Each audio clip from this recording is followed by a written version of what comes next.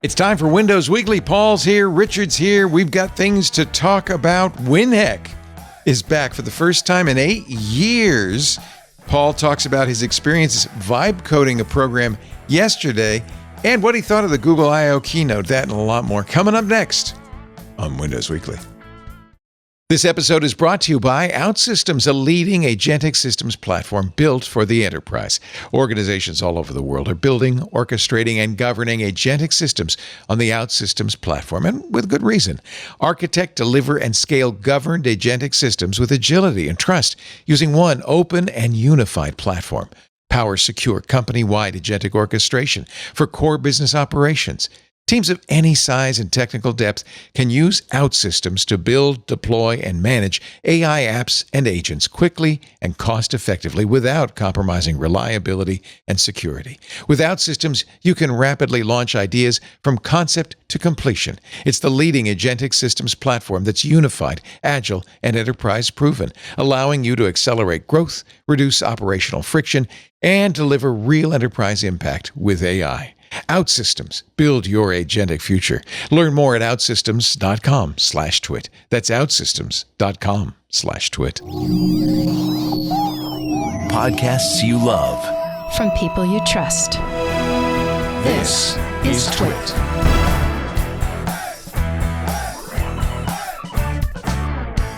This is Windows Weekly with Paul Thurrott and Richard Campbell, episode 984. Recorded Wednesday, May 20th, 2026, for entertainment purposes only. It's time for Windows Weekly, the show where we cover the latest news from Microsoft. And ladies and gentlemen, winners and dozers alike, here they are, your champions of Microsoft journalistic fortitude. Mm-hmm. Oh boy. Your jugadores de Microsoft. You know what? I'm going to adjust a little bit because you guys are a little lower than me. There we go. Yeah, right. I don't know why. No, don't do that. Sorry. I'm slouching. See, there he goes. Crud. Oh, the ball's deflating. I've been now, here what have you before. done? Okay. Okay, I think we're good. Head height. You're kind of in the middle there, Paul. You might want to there, sit up. Just sit up. I don't know what I can do. You know, you here. have big hair. It should reach the top of the screen. Stop That's what I'm slouching. saying. Ladies and gentlemen, I introduce to you our dear friends and compadres in arms, Mr. Paul Thurrott of Thurrott.com. Hello, Leo. Hello, Paulie T. And little Richie C. of runasradio.com. Yeah, I am. Radioing. MC like a Richard Happy C. Days reference. Yeah, Richie Cunningham. Hello there, boys. I found my thrill. Woo! You came back to Pennsylvania. He's in Penn. That's such good news. You know what the worst You part happy? about coming back is I have to go through Newark. Fair. I hope America welcome you back with open arms. That the CBP folks said, Paul, we've been missing you. Welcome back. And we see your Twitter account. Yep. The only part of our government that's functioning correctly right now is the whole TSA global entry thing. Oh, you got And global entry. That's oh so my God, nice. right? It was like whoop, Yep. right through. Yep. Yeah. All you have to do is show them your eyeballs and you're good. I spent more time waiting for an Uber than I did getting from the plane to the Uber. Isn't that great? Yeah. That is As so it should nice. Yeah. Yep. be. As it Well, should be. on behalf of Newark, I welcome you home. And then up in Newark, screw yourself, buddy. Get out of here. What's that smell? And Richard, you're in BC? Nope, I'm in the Netherlands. Ah, I'm you were in back Antwerp last Alkmaar. week. So you've I just was. crossed Oh, over. Alkmaar, that's right. You're on the I way went- to Berlin, right? I already did Berlin. Damn so I went up to Alkmaar for the weekend, and then I popped over to Berlin, did the show there, and then I took the train this morning. Nice. The fast train Yeah. from Berlin back to Yeah, that's Amsterdam. awesome. The big yellow train or whatever. Yeah, yep. And it boogied 200 kilometers an hour. Wow. And, Yeah. yeah. How fun is that? I'm back ensconced in my friend's home. The guy who owns his own whiskey shop, so needless to say, this week's whiskey is amazing. Amazing. Yeah. And it's always good to be, this is my home too. I get very comfortable here. We put the whiskey segment at the end of the show so that you don't have to listen unless you want to. And I'm making sure Paul says nothing of value after it. So there's no reason to stay tuned if you don't want to hear it. It's a pretty good chance. All the complaints, actually, there's zero complaints about the length of any of our shows. Yeah. Right. Well, except from me. Except for our hosts. The hosts are constantly for the hosts, this is a living hell. But whatever. I wanted to listen to Lex Friedman's latest podcast with David Hannemeyer Hansen of the Ruby on Rails guy, till I saw that it was 6 hours long. Oh, man. Yeah, and the way that guy talks, it's going to feel like 12 hours long. Yeah, he's a slow talker. Yeah, I don't know what his deal is. You can definitely run that one at 2 times. Maybe that's the theory, is that, you're really only going to listen for 3 hours. I don't know. Yeah, they bury something important at hour 4. I'm just going to say I no longer feel at the least bit guilty about the length of our shows, which are really pretty, concise compared. Concise. Yes. Concise. That's the word I always use. Concise. The concise Windows Weekly. Let's talk, I don't know, I'm thinking Windows? Yeah, I got a lot of stuff. Oh, well, forget concision, folks. You're going to get... Concision. Detail. Concision. I think he's making words today. We live in interesting times. We certainly do. So Microsoft seems to be getting back on a normal, I almost put that in air quotes, but an actual normal release schedule for Windows. So sometime in the past, I don't know, it was Friday, I don't remember what day it was, but because I just traveled them out of my mind. But there is a series of release preview channel updates in the Windows Insider program, including what I think is the first 26H1 build to make it into release preview. And I think last week it came up that 26H1, which is on all these new Snapdragon X2 laptops, is like a month behind the rest of the planet from a Windows update perspective. And so the 26H1 release preview update is like last month's Patch Tuesday, and is a preview of the next Patch Tuesday, which will be the Tuesday in June. June patch, yes. And there's nothing new here. We talk about all this stuff a lot, but to me, it's interesting they're finally doing this. So shared audio over Bluetooth, if it's supported, MPU usage, which is already in Task Manager, but I think a more expanded view of that, multi-app camera support, if your camera does support that, and some magnifier improvements, etc. So whatever. Anyway, that's happening. Of more note, however, was a set of updates that went out before that across the new channels, like experimental and the new beta, I believe, which is our first look at the new taskbar features they were talking about as part of that pain point thing. And this is a weird Paul problem, I guess I'm going to call this, but I came from a small apartment in Mexico City where I have 10-ish computers to this place where I have 40-ish computers. And man, I spent a long time trying to get this update on something. Like like the computers I'm actively using right now for the most part are these new Snapdragon X2 computers, and I can't get, I could, but I'm not going to screw around with one of those. And then as we'll discuss later in the show, you've been gone for 5 months. Like every single one of those machines needed an update, maybe 3 or 4. Right. So, and they were all sitting on your doorstep. Just start plugging them in, and not even talking to new ones. I did have 2 computers in boxes waiting for me, and then I brought 4 home. I think, I don't remember. But yeah, I mean, they're all over the place. So I think between Google I/O, which all the AI going on there, which we will talk about a little bit, I think took down the West Coast. Me bringing up all those computers at the same time and updating them brought down the East Coast. And I'm still not done, but I finally got one. I have to do some hands-on Windows stuff tomorrow, and I'm pretty excited. I finally got it. It's a good computer too, so it'll be good for the show, but I finally got that installed. So is that the Asus? No, this is no. Oh, okay. The you don't have Asus to tell us. I'm It's a just secret. It's okay. No, it's not it's just a standard X64. It's a X64 computer is a pretty good GPU. So it's a good computer to do like screen recording on. It's like a Ryzen AI 7 something. I don't know. Anyway, so everyone, it's a lot of, it's big news, I guess, that you can move the taskbar around again. Like I don't think anyone does that. I mean, I don't mean literally anyone. I don't want to hear from all 7 of you, but to me, the bigger deal that's in here, and it is in here, is the ability to make the taskbar small again, which is something we lost I guess from Windows 10. I don't even remember it was in 10, but it probably was. It's been a while, but certainly before then, because the default Windows 11 taskbar is actually pretty tall. It's big. It takes up a lot of space. So one of the things I probably spent over a year doing this, is just like hiding the taskbar. And then I had to put some little clock app that appeared over everything up in the corner because I couldn't see the time anymore because the taskbar was gone. And I found out that I actually look at the time a lot, So anyway, having that be like a little skinny thing is awesome. And and one of the other things I tried was if you install Stardock Start 11, one of the many options in there is you can have a small taskbar. So I was using that too, but now it's going to be built into Windows, directly Windows 11.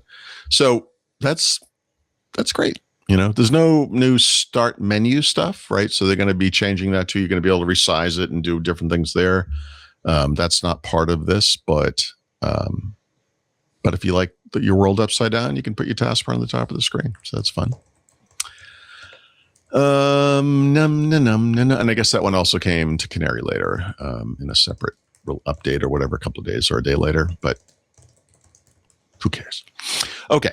And then I just put this in sort of an Enshittification remedy section because I wasn't sure what else to call this, but these things and actually that last thing kind of addressed that notion that, Windows 11 isn't exactly what people want. And Microsoft is finally paying attention and they're doing things right. And so the first one on this list is Microsoft just held its first WinHEC since 2018. Such a flashback name, man. Like, I know.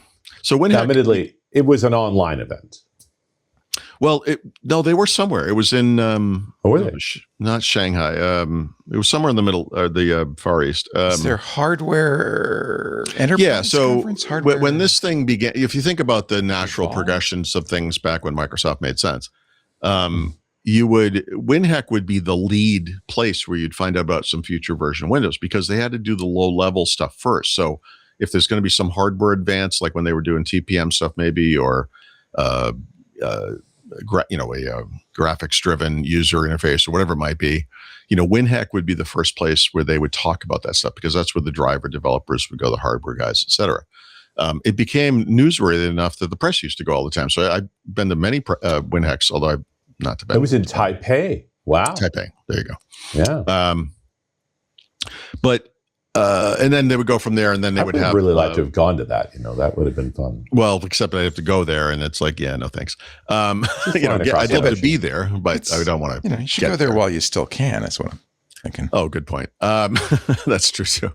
So anyway, back in the day, after that, they would do a PDC and now a build. But now you're talking to application developers, and they'd usually put a beta out, and then whatever. That was the progression. So they haven't done this in a long time. They haven't done a WinHEC since 2018, like I said, and they just did one. So among the things that occurred there, they announced something called the Driver Quality Initiative for Windows, and this is Microsoft basically kind of doing not taking it over like they did with printer drivers, but rather doing the work that this probably came out of CrowdStrike, where you have in that case security vendors who are able to write kernel code and they can screw things up, and did in that case, et cetera. And of course, one of the problems with drivers is that there's a transition between kernel mode and user mode in many cases, and so what they want to do is kind of raise the quality bar there so that drivers won't crash your computer. Essentially, they added this in Windows Me originally, but there's long been this notion of if something hardware related caused your computer to crash, you just installed a new driver. You could roll it back when you came back. But now what they want to do is constantly monitor this and get you the latest updates through Windows Update, obviously, et cetera, et cetera. So that's good. Again, I don't think this is something a lot of people were clamoring for, but it's hard to look at this and be like, okay, this is nice. Microsoft also revealed through a support page, so they didn't reveal, but in a support page, they're going to allow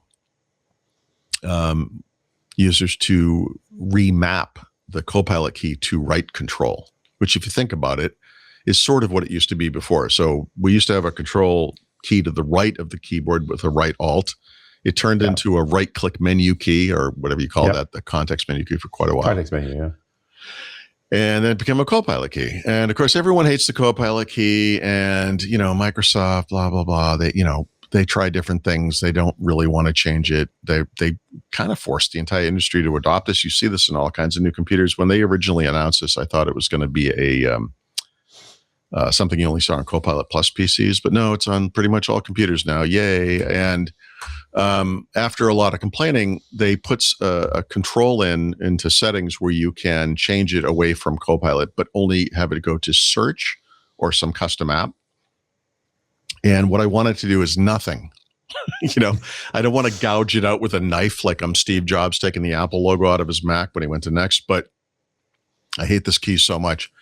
And I've been using the PowerToys utility keyboard manager to remap it. I usually map it to the left arrow key, whatever is to the right of it on that keyboard.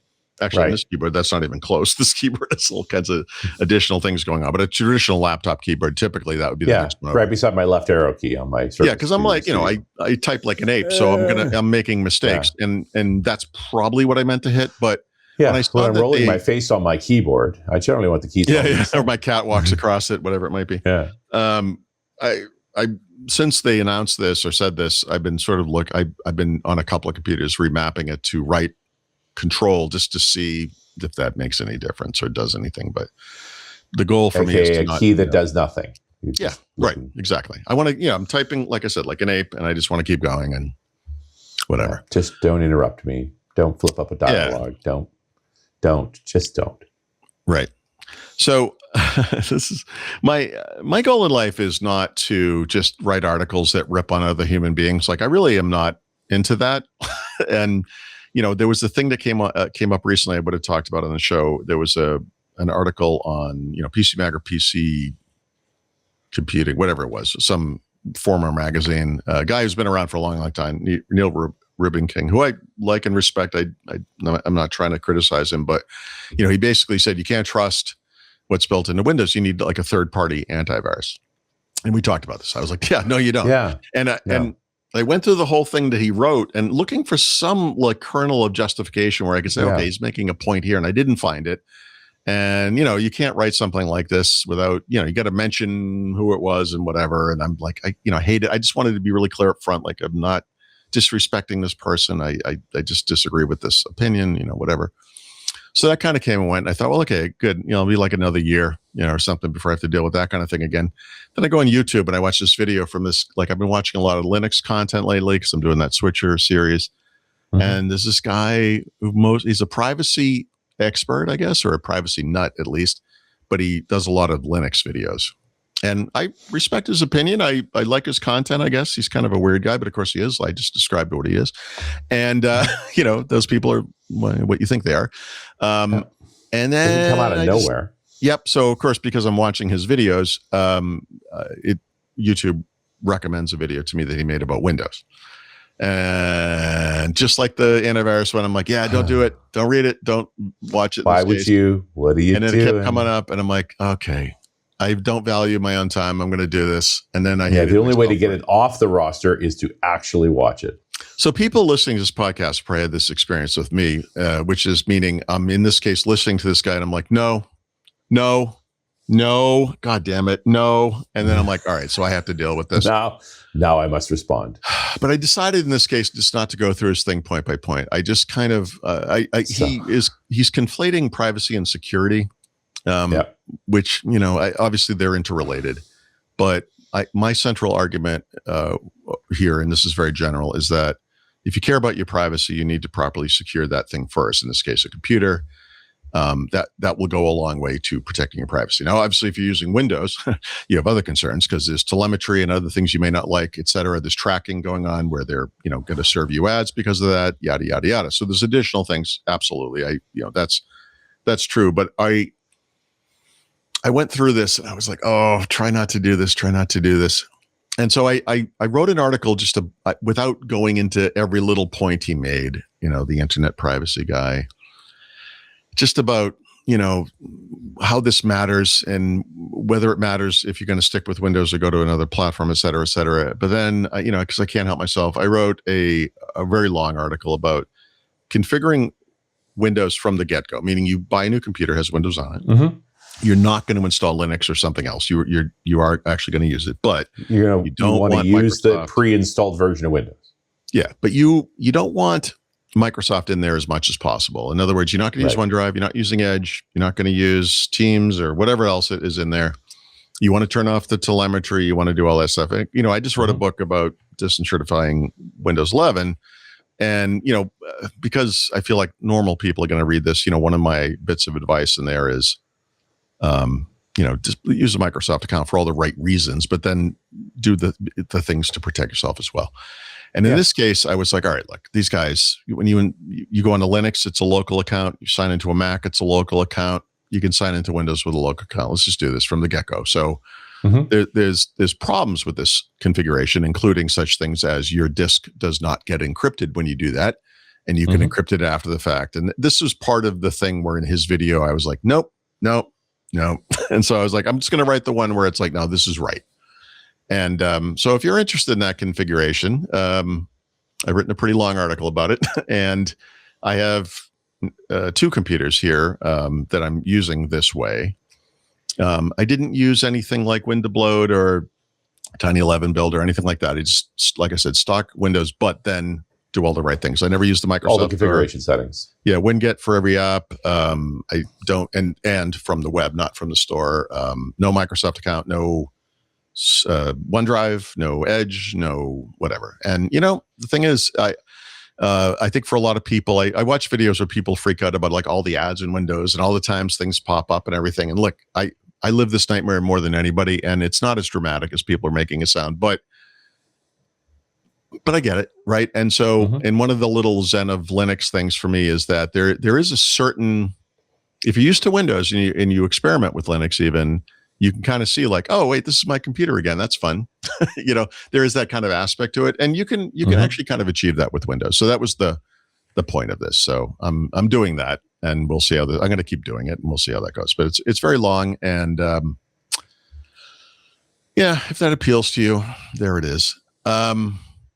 And then I think last week we talked about, last week, Microsoft Edge problem was found to be loading every password you own into clear text. As designed. On purpose, which sounds crazy. It's like, why did you punch yourself in the face? You're like, that was by design, relax. Yeah.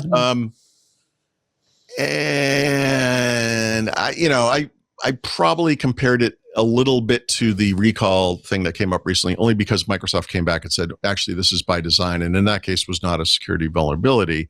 And I will say, look, one of the issues here is that you have to be signed in as a user to even access this information. But that's how malware works, right? I mean, and it will run in the context of your user account. So if you're an admin, which you are in Windows, that obviously is a problem. So I don't remember exactly how I phrased this last week, but I do know that my initial reaction to this was like, that doesn't sound smart, because, all of the browsers don't do this. Google Chrome encrypts these things and decrypts as needed as you access each password. You don't load the whole thing into a plain text file or whatever. Anyway, Microsoft, it's kind of worse than lazy. It feels like an oversight. I don't feel like there was a bunch of meetings where everyone discussed it and we're like, let's leave it as it is. So I still feel very strongly that you should use the third-party password manager and not use whatever's within Edge. But I think that's what we agreed on last week too. It's like, which, by the way, will encrypt that stuff and decrypt on the fly. But Microsoft is going to fix this. So if you do use Edge and you use it in the default configuration, you're probably not watching this podcast. But if you know anyone in your family or whatever who is doing this, just know that this will soon be safer than it is today. So I guess that's good. I don't know. Fair enough. Safer. I don't. There is don't no recommend using Edge personally, but whatever. And they had a chance. They had a chance to make a great browser. They just chose not to.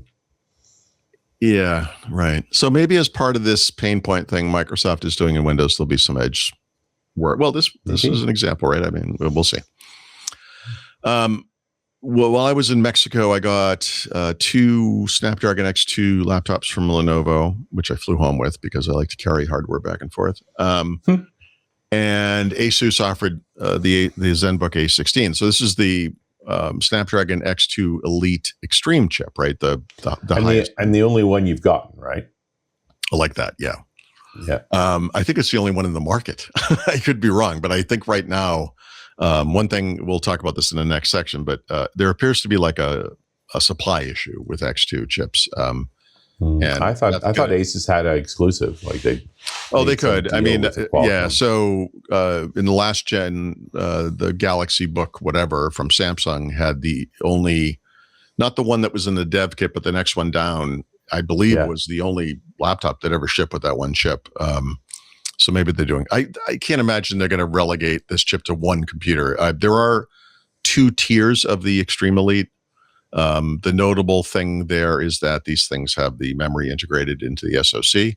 The bandwidth on that RAM is dramatically faster. And I have this in the article somewhere because I looked this up. I was really curious about this. But for example, if you have a Snapdragon X1, the original family, no matter which version, the bandwidth for RAM is 135 gigabits per second, which I believe is roughly the same. Let me see if I can find it. I think that's roughly what an M3 MacBook Air is, so it's got, I think all MacBook Airs, that's the speed of the RAM. Yeah, I think that's PCIe 2 times 8.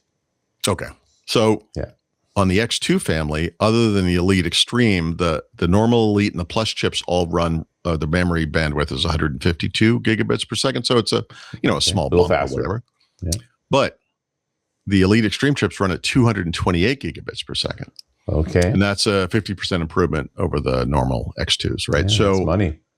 Compared to the Apple side, I had to go look this up. This is something I hadn't thought about too much ever in my life, I guess, even though I review these things all the time. But to get a Mac that has that like RAM that's in the roughly the same category, you have to go up to a MacBook Pro, but then you also have to go to an M5 Pro chip, right? And so the base MacBook Pro, the RAM is not as fast as it is on the X2. But if you get a Pro chip, that's faster. It's 307 gigabits per second of bandwidth for RAM. And if you get the M5 Max, it's 460 or 614. Yikes. And you start to understand why that machine is that expensive, because it's a $7,000 machine. The cheapest MacBook Pro you can buy that would compete with this from this perspective, which granted is not how anyone buys a computer, is over $30 or $100. Yeah. Which is about double the price. But the Max is almost twice that. Oh, it's probably 3 times that. Yeah, it's a lot more. I didn't even look it up. I don't even care. But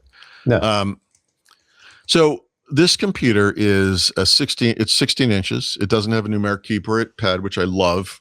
It's so light, it feels like an engineering sample. I had my wife pick up just 2 16-inch laptops side by side, and I showed the first one normal. And she's like, "Yep." I'm like, "Now pick up this," and she's like, "Woo!" And I was like, "Yeah." I'm like, it's like there's nothing inside it. Like it's that light. It's crazy light, especially for the size. And look, I review a lot of laptops, and I got to tell you, they're going to have a hard time getting this one back from me.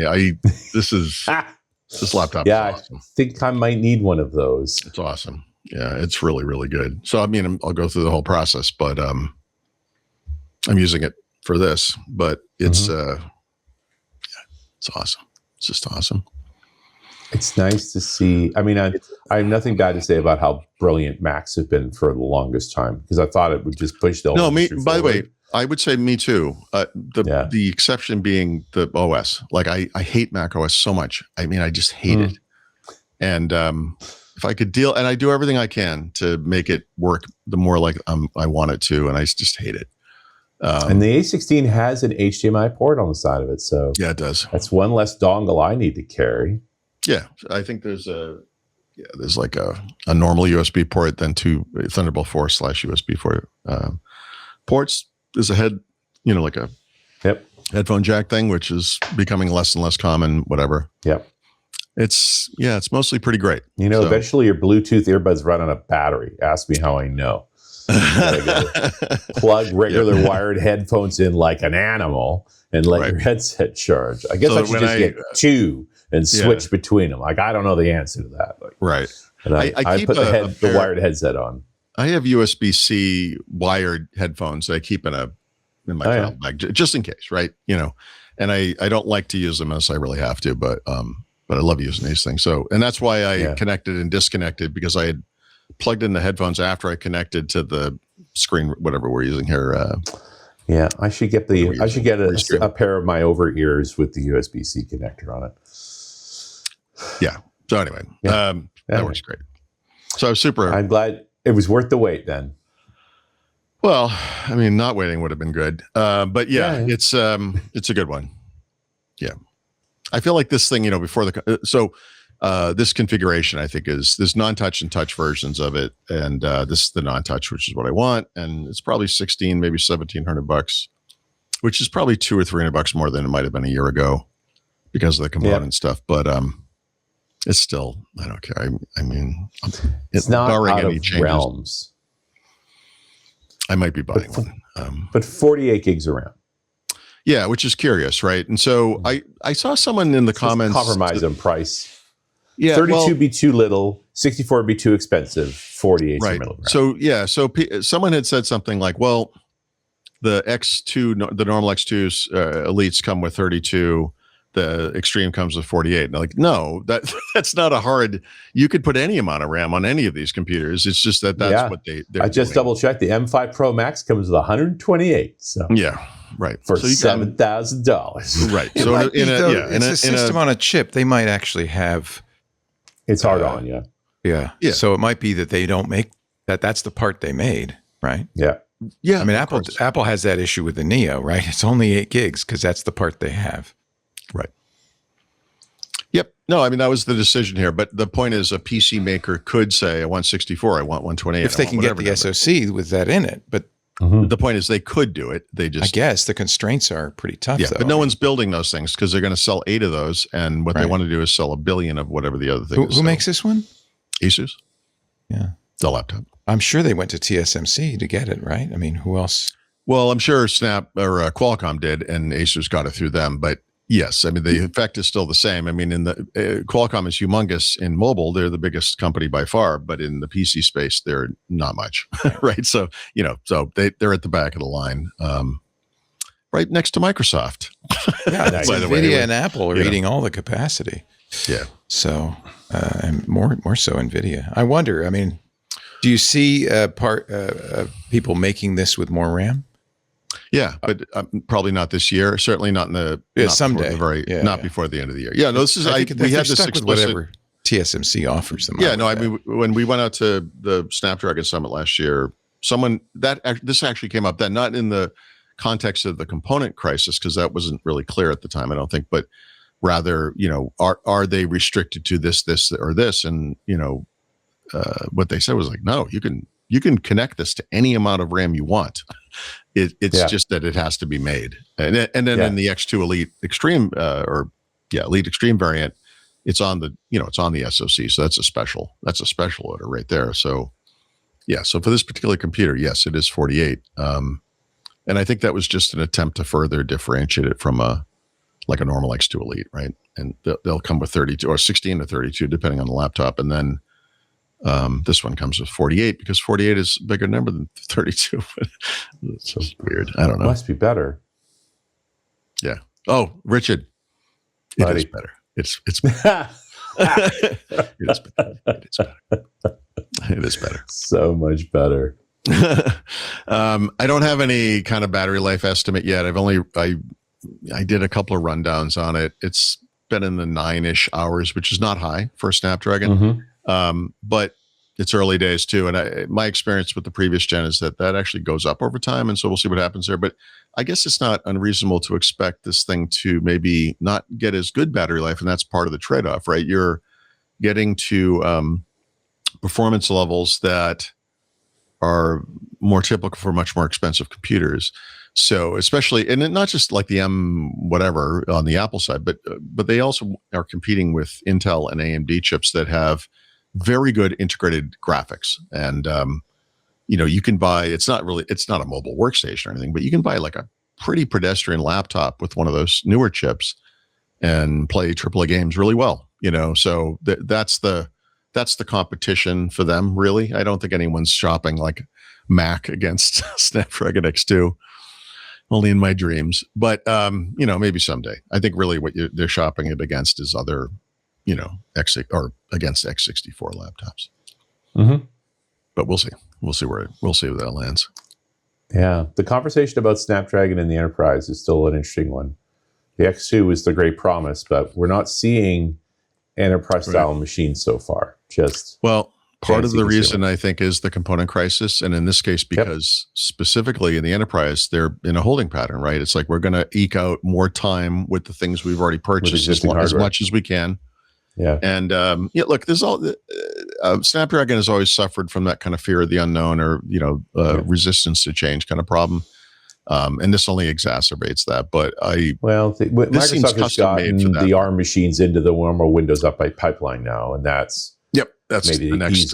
That's the next story. It's another piece of the pie. So, but I'm waiting on the hardware in that degree. That being said, this is the market that should embrace it. Like I would imagine uneducated with regards to tech, normal mainstream consumers do not understand the benefits and not maybe be nervous about it. But to me, and it's not what has happened, but it seems to me like this should have been embraced immediately by the enterprise. This is a better computer in the sense that it's much more reliable, et cetera, et cetera. It was just a bear to maintain. Like your normal maintenance tool, you need to have a separate process for ARM machines, and I don't know in a minute we're going to willingly embrace another process. Yeah, they're so lazy. They got enough to do. Let's pause for a moment, and we will have more of Windows Weekly in just a bit. But Paul needs some more cranberry juice, and Richard, we don't know what he's drinking, but I'm sure it's delicious. I feel so water. What time is it in the Netherlands right now? It's 10 to 9 p.m. So it's early p.m. Oh, good. So the sun's gone over the yard arm, as my grandpa used to say. It's still a little light out there, but it's getting down that way. Not that it's ever held me back before. Well, you're also like getting toward the middle of the year, so this is going to be one of the longer days of the year. So the sun will probably set pretty late. I remember being pretty in late Helsinki around here on the 4th of July, and it was like, wow, it's midnight. So I've lived in the Northeast United States for my entire life, basically. We lived in Phoenix for several years and whatever, but this should be normal to me, right? But we got home, we went to our favorite restaurant, we walked out of there at 7:30, and it was full light. Yep. And I was like, what the hell is wrong with this place? Like, it's weird. It was like 3:00 in the afternoon. Yeah. And I'm like, Mexico, you walk, it doesn't matter what time of year, you walk to the place, it's dark at 7 p.m. And then you walk out and it's really dark. And that, that's feels normal to me. And like now I know this is normal. I mean, like I'm like I say, I recognize how stupid. You need one of these. You strap this on. Yes, that's exactly what I need. And you'd be good. Yeah. What am I, like a Chilean miner? What is like, what is like this one has red, so it won't blind you. What is that thing actually? What is it? It's just a headlamp. It's a headlight. It's so you can walk to the taqueria at 8 p.m. and not get fall off the curb. Yeah, I have done. A friend gave me this, and I thought, I don't know what you're trying to tell me, buddy, but thank you. If you're worried that expats, whatever they're called, like stick out at all in Mexico City, that would do it. Yeah, I have the San Miguel shirt, so with the mariposas on it. Yeah, so I don't know how you say cyclops in Spanish, but I can assure you that some of the ragging you would get would involve that word. It's funny because you go to Hawaii and people, the Hawaiians aren't wearing Hawaiian shirts. It's just like a big fat sign on you that says tourist. Right. Yes. I wonder if that's true in Mexico. If I wore this shirt in Mexico, would I stand out? Especially if I wear the headlamp. I was wearing a shirt that would look nothing like that. It had a pattern, but it was a short sleeve shirt. It was not a Hawaiian shirt. Yeah. But I had my sunglasses, hanging in the front.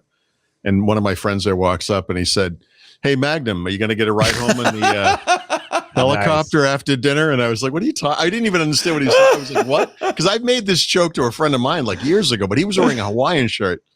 So I actually got this thrown back in my face, but it took me a sec. He had explained what he meant. I was like, "Oh," I'm like, "What? This is not a Hawaiian shirt. I mean, it's just a shirt." This is made in San Miguel de Allende. This is a Mexican shirt, but I think probably on cursory examination, you might say, "Well, you're wearing a Hawaiian shirt." Yeah, it's very colorful. I mean, it's funny because when I went to Hawaii, I forgot to bring any of these shirts to Hawaii. I just had boring shirts. Finally in Hawaii, though, right? I mean, yeah. We ended up buying a couple just so I would fit in with the tourists. Jeez, okay. Nice. No, everybody there is wearing a T-shirt. They're not stupid. Let me tell you Yeah, what it's would hot. happen if you walked into like really the hot. place I'm going to dinner tonight in the Pennsylvania kind of Philadelphia area with a Hawaiian shirt on. You know, be like, what are you, a Mets fan? Like, But you know, it would not You go well. Okay, good to know. It would not You're go. in danger. Time for a little break, then we'll come back with more Windows talk. Actually, Microsoft announced some new hardware. We can talk about that in just a little bit. But first, a word from our sponsor, Trusted Tech. If you are listening and you're managing Microsoft 365 for your company, I'm not telling you something you don't know. You're responsible for both the cost, ongoing cost of it, and whether it's set up correctly. And you probably know, I hope you do, that on July 1st, Microsoft is raising prices. That means 2 months from now, any mistakes in your licensing are about to get more expensive one way or the other. Most companies using M365 are either over-licensed, means they're paying for unused seats and features, or under-licensed. That could be costly too because it creates compliance and security risks. Sometimes it's both. One department over, one department under. The result, wasting thousands, sometimes tens of thousands a year on tools your team doesn't use, or worse, missing critical security features you thought you had. You don't want to get that question from the boss. I thought we were covered. Trusted Tech helps businesses understand what they have, what they actually need, and how to lock in the right setup now before costs go up. Yes, they are M365 licensing experts. Their team ensures your M365 environment is well supported and aligned with how your business actually operates. Now, they do more than that. If you need ongoing help, they also offer reactive support for your Microsoft environment. They have certified support services. So it's really two things. But I want to focus on licensing because the clock is ticking. July 1st is not very far away. Microsoft licensing already is crazy. E3 versus E5 versus Business Premium add-ons, the new E7. Very confusing, very easy to misconfigure, very easy to overpay or underpay. Licensing mistakes don't just cost money. They can create compliance exposure that gets more expensive after July 1st. So even if you think your licensing is dialed in, it's worth a little, consult, a little second look. And if you wonder who these Trusted Tech guys are, listen to Kevin Turner. You know him, former Microsoft COO. He was talking to Trusted Tech. He said this, quote, "You have an incredible customer reputation, and you have to earn that every single day. The relentless focus you guys have on taking care of customers gives them value and differentiates you in the marketplace." Kevin likes him. After July 1st, you're going to be stuck paying more. This is your last chance to fix your licensing before the costs go up. Trusted Tech is offering a free Microsoft 365 licensing consultation right now. But all you have to do is visit trustedtech.team/Windows Weekly 365, and you'll get a clear data-backed view of your current licenses, what you're wasting, and how to lock in savings before the price increase. Now's the time. Go to trustedtech.team/Windows Weekly 365. Submit that form, get in contact with Trusted Tech's Microsoft licensing engineers, and let them help you dodge a bullet. trustedtech.team/Windows Weekly 365. We thank them so much for supporting the show, Windows Weekly. Couldn't do it without them. Who was the guy from Microsoft who was Kevin complimenting Turner, this? you ever heard of Kevin him? Turner? No, I have. I was just wishing he would turn his attention to the parts of Windows I care about, maybe give them the same advice. I think he's retired. He's gone. now. Yeah, he's gone. Yeah, he does not work there anymore. He left around when Satya came in. Yeah. I think he was kind of hoping maybe he was going to be the guy. He was kind of legendary though in his time. He was the we stack talked rank about him. guy. Stack rank. Ex, Oh, really? Oh, Yeah. Ex Walmart. Legendary for all the wrong reasons. Anyway, Microsoft Microsoft he never announced bothered some me. He was a regular appearance at all the shows and stuff. Yeah, we talked about him a lot. Yeah. On this show. That's how I know the name. So Microsoft announced new hardware. Yeah, so someone was just asking me about this last week in that weekly Ask Paul thing I do, and I knew this was coming, and I couldn't really talk about it at the time. But of course, the question is, when is Microsoft going to rev its Surface hardware for the latest gen processors, be them Intel, which is what they usually use on the X64 side, or the Snapdragon X2? So what they've done is refresh the business line, which uses the Intel chips, and so they've moved on to Panther Lake. I have to say,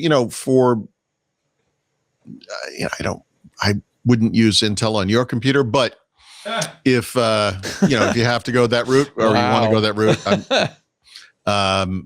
it's a good choice. Like the Panther Lake stuff is actually very good. Of all of the Intel chips in this line, yep, this Panther Lake's the most impressive. Yeah, on the mobile side, yeah, for sure. It's a good choice. The first since Lunar Lake that really wowed. Yep. Yeah, it's good. I have limited experience with this particular chipset, so I can't make any broad statements about reliability, et cetera. But my experience has not been great in that capacity. But we'll see. We'll see how things go over time. The problem, though, and the thing that really stuck out in my brain when I read through this thing, the announcement, is these things are wicked expensive. Wicked expensive. And I don't mean like 20-30% more than last year. I mean, in some cases, like 50 to 70% more expensive, like really expensive. Mm-hmm. For example, a 13-inch Surface laptop. This is the kind of the newer version, like as before the previous gen, like when they did the Snapdragon Gen 1 chips, there was a 13.5 and a 15-inch model. They still sell the 13.5, but now they sell a smaller 13-inch as well. So you could make a pretty good argument that this thing is competing with like a MacBook Neo, except it's not at all, like not even close. For that price point. Because so in the markets it's available in today, it starts as 16 gigs of RAM. There's a 24 gig configuration as well. Mm-hmm. It's a Copilot plus PC. That's a requirement, right? The base price of that thing is $1,500 for this. Okay. I mean, I'd have to go 13. Look it up. But like, come on, like this should have been $900, right? Yeah. But they're going to sell a version with 8 gigabytes of RAM later this year. I wonder what made them think of that.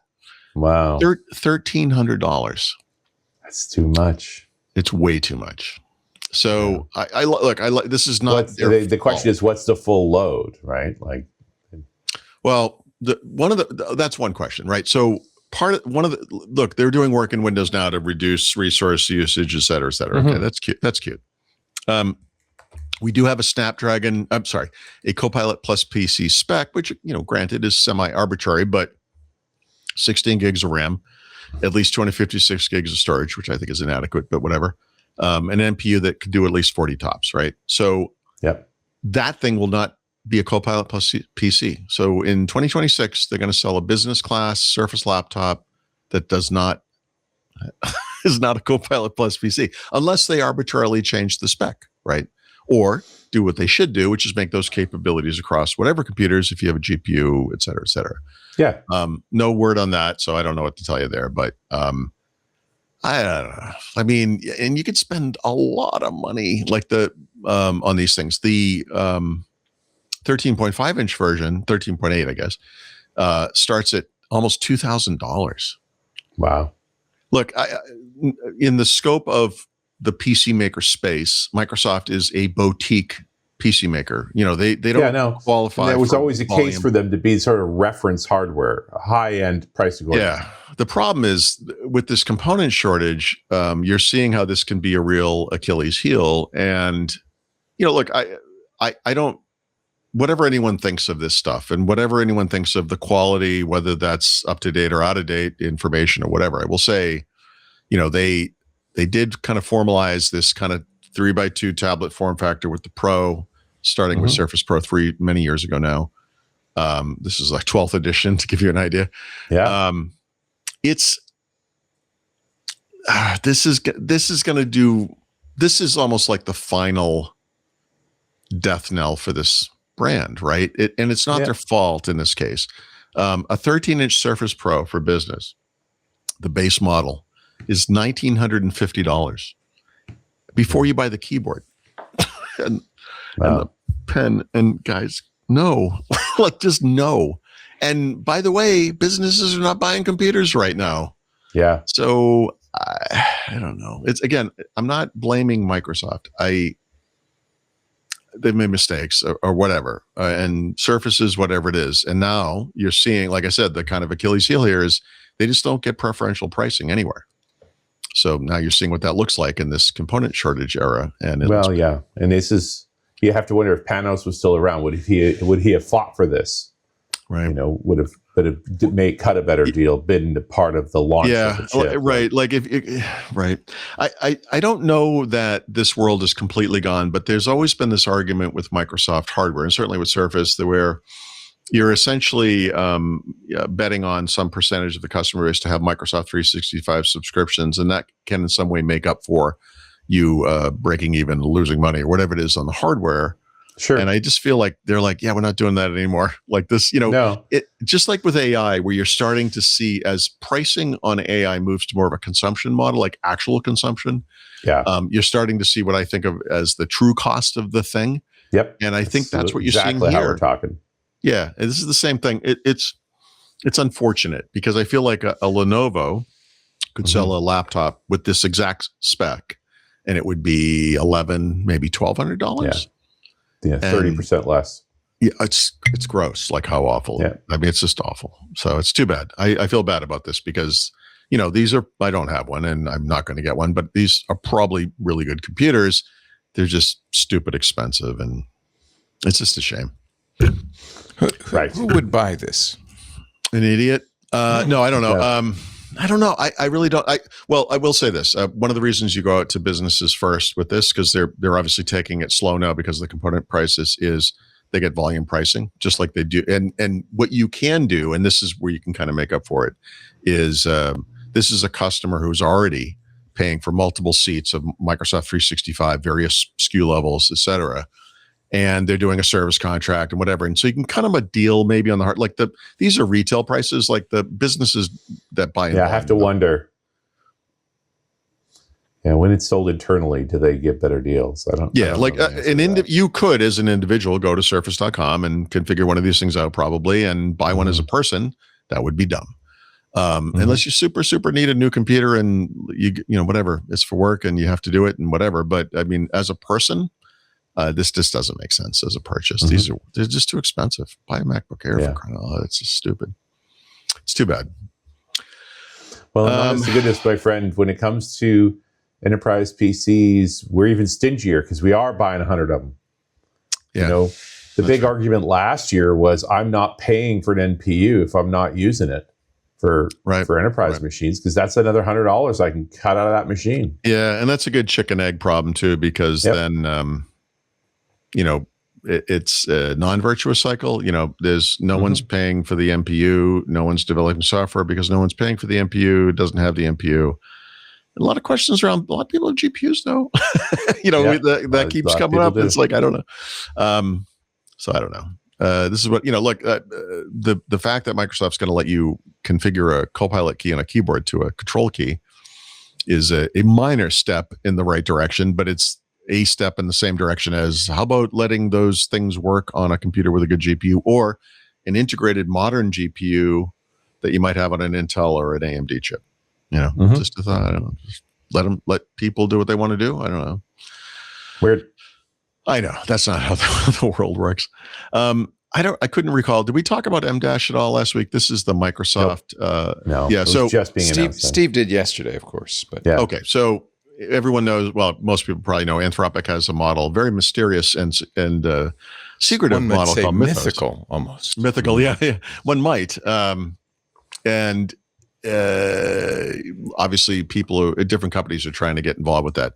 One of the questions I had with last week's Patch Tuesday updates were, is Microsoft using any of this stuff yet, right? And so it turns out Microsoft has been working on an in-house multimodal, not model, agent. Well, I guess it is multimodal, agentic scanning harness. This word, if you watch the Google I/O keynote, came up 115 times. If you were going to have a drinking game, harness is the new term in AI that everyone's using. But anyway, it uses 100 specialized AI agents across various frontier what we used to call like just LLM models and distilled models to discover, debate, and prove exploitable bugs end to end. In other words, they've made their own version of Mythos. So I don't remember the exact number, but I think that it found 16 of the 20-something Windows vulnerabilities, or whatever the number was that Microsoft patched last Tuesday. I expect that this month and our coming month, and then going forward, these will be much, much bigger numbers.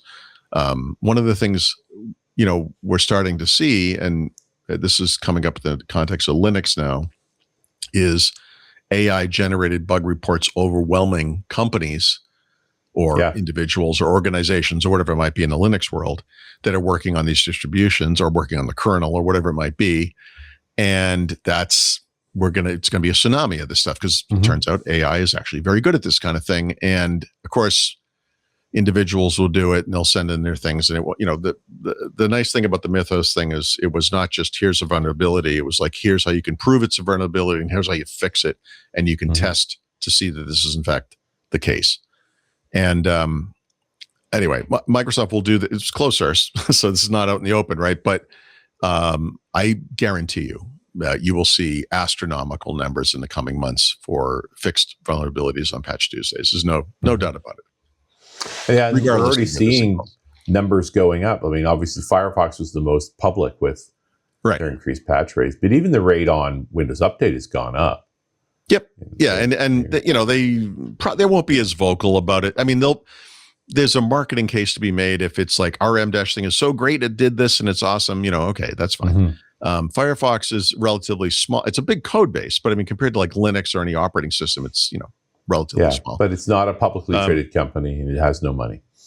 Right. Yes. And but they can get ahead of this and probably will. Like sometime this year, they're going to be just pretty much proactive at some point. Linux and Windows are going to, and those are, I think Mythos found something in Mac OS as well. This is going to be a problem. these are big, very well. And the corollary to this is the black hats are playing with these tools to exploit vulnerabilities as fast as they can. That's right. Which is why it's all the more important for the white hats on the other side to be using this to and moving fast, trying to get the patches out there as quickly as possible. Yeah. So, okay, that's fine. What else we got? Oh, and then, all right. So moving into AI, my favorite topic. I've avoided writing about this Elon Musk trial other than when it started. And now there's that it's been a over. lot of terribleness that's come out of it, which is what happens when you go to trial, right? You have discovery. People look at emails. These people are terrible human beings. I've made this case a lot. I'm not even sure Sam Altman is a human being. But a lot of bad stuff comes about everyone. But the thing I kept sort of not understanding, because it doesn't actually make any sense, was how he was even able to bring Elon Musk to bring this to a case. What's the legal standing for? You said you were going to do something, but you didn't. But you don't have an ownership stake in the company. You're not an investor. You're not involved with the company. It's like you wanted to do the thing you're accusing him of actually doing. It just never made sense to me. Like, isn't there a bar for like a legal? Well, he was an owner. They booted him. He was. Okay. Right. But that's like saying, I know it's been 40 years, but I wrote the version of BASIC that was included in MS-DOS. His and you contention is, and I don't know why I'm in the position of defending Elon Musk, but I shall. Okay. Was that he gave him $1 billion to start. It's not they true. all along knew that they were going to go to a profitable model, but they didn't want him to participate in the profits. So they misrepresented their plans and got rid of him before they would have to give him any profits. That's not how that happened. That's not the jury decided that, and by the way, it was an advisory jury, not the kind of jury that makes a decision. They tell the judge, this is what we think. The judge agreed that the decision to go for profit occurred more than 3 years ago. The statute of limitations had run out. So there was only a technicality. It wasn't that they didn't really rule on there was his no contention for this. But there was no. But they didn't say that. They merely said that all of this happened more than 3 years ago. No. The evidence that did come out in court was that Elon Musk wanted to take it public himself, and he wanted to leave it to his children. Yeah. Yeah. And trying to so his hijack it own from the rest of them. competing for-profit AI now. So maybe he has a motive and kind of You trying to. think? Well, and failing terribly. But the jury I can't believe dodged this all went of that. No, of course they didn't have to, but it doesn't matter if you paid attention to this trial at all. I mean, Well, it is his going to be case was appealed. Okay. So Well, this may all congratulations. come up. You know what else is going to happen though? OpenAI is going public as soon as Friday. So Yeah. Right. whatever. And Elon, by the way, is going public on Monday with SpaceX Yeah, great. Yeah. at /XAI. So This very- whole thing has Twitter. this has been it's just it's a farce. This Yeah, is it's just a farcical. waste of What it It's has taxpayer done money is of the legal aired system. plenty of dirty laundry on both sides. So you come away looking at both these guys going, this is the leaders of AI? Like, good Lord. Look, I get bad news for you guys. Well, you guys know this, but I mean, anyone who's like thought these people were like the Olympic gods walking around on Earth. I mean, all you have to know is any history to know that the people who started our industry are terrible. The people that ran companies in between now and then are terrible. I mean, there are exceptions, there always are, but most of these people are pretty terrible. So AI is just terribleness of scale in this case. So I don't know. The other thing we know from all of these trials, Epic Google, Epic Apple, is the collateral damage of the discovery and the testimony always hits both sides, regardless of who wins. And you shouldn't enter into these kinds of cases unless you haven't put anything in writing. Confining this conversation just to personal technology, we knew that from Microsoft's two major antitrust Same trials. thing. So thing. one thing, in the the 90s. interesting thing that came out of that was Intel was sued by the European Commission, similarly to Microsoft, for having for similar abuses, and they settled immediately. They later, by the way, went back and appealed and got the money they paid back. They actually paid a massive multi-billion-dollar fine, but they did the thing which I think all these companies should do, which is what I always talk about, which is settle or otherwise work with antitrust regulators to have some say in the outcome. Because it's look, the bad stuff that came out about Sam Altman and Elon Musk and whoever else I don't think registered with anyone normal in the world. I don't think most people are paying attention to this. No, that's probably true. Yeah, but we are. but if you want to have an outcome for your company that you have some role in, you can't allow it to go to court. I mean, sometimes it works out. Of course, that's the gamble, I guess. But like, it worked out sort of for Epic, right? Well, it didn't work out for Apple. In that case, Right. the way I would say that is Apple mostly won that case and then was so belligerent and terrible because that's what they are as a company. Right. That the judge just threw the book at them after the fact. Right. Same and judge, then by that the way. ruling withstood every level of appeal imaginable. And it will still be appealed, of course, but or not appeal, like attempts to stop the. No, I think it's implementation done. of I think it's done because they went to the Supreme Court. The Supreme Court said no. Well, send it back to the district court. The next step there is going to be a remedy. Judge Roger hearing where the Gonzalez judge will Rogers determine what they gets to can charge. Same students. judge, by the way, that yelled at Apple for lying. Well, yelled at reference or gave the attorney general a reference to an Apple executive who lied on the stand. Right. And she's going to decide what the percentage is, not 27%. Can we let them charge a negative number? Is that a thing? Yeah. And I think the appeals court will uphold Judge Gonzalez Rogers' decision in Musk. This ruling, which is extreme, there's no other way to say it, justified, I think, but also extreme, has withstood every legal hurdle so far. I mean, it's not looking good for those guys. Right. So we'll see. We'll see what happens. And I think that the Elon's appeal, if he does make it, he says he's going to make it, will probably go nowhere. So no, it absolutely will go nowhere. Our long national nightmare is over. Right. Well, probably. The Apple one, I'll just bring this point up again because I would have said this a year ago or whatever. It's like if, Apple had this 15-30% fee structure, it's based on nothing. If they had dropped that at any point to 10, 20, this never would have happened. And that fee structure is 4 to 8 times too expensive as it is. Yeah. Like they could have dropped it by a half or by a third, and they could have reaped billions in undeserved revenues for the rest of that company's existence. And that's not what they do. So sorry guys. Well, I mean, at one time they did. It's just the height of hubris now. Yeah. Like they really are so arrogant. Yep. This is the South Park episode about the Prius, 20 years ago, like these self-righteous we know better than everybody types. Like, it's just disgusting. Anyway, at least Elon Musk is overtly evil. There's no subterfuge there. He's just a jerk. Apple, and apparently Altman lies to everybody, and everybody knows it. We already knew this, right? I mean, Satya Nadella was on the stand. He didn't say anything we hadn't heard before. It's like, well, it looks like you were orchestrating stuff by. Yeah, they put $13 billion into OpenAI at a time when they had $13 billion in outside investment. Like, obviously, he was involved. Yeah. I don't know. Anyway, okay, sorry. Because where are my notes here? The OpenAI terribleness can never end. There's a rumor, a report that OpenAI might actually sue Apple because of the Siri integration thing they did in iOS 26, probably. That's another one where I don't get it. It's like listen. This is I told this story, my friend Dave Colton, who used to work at Microsoft, he was talking about Dell at the time was probably the biggest PC maker in the world, and Microsoft, biggest company in the world. And they hated each other and they were fighting all the time. And he was like, these two companies deserve each other.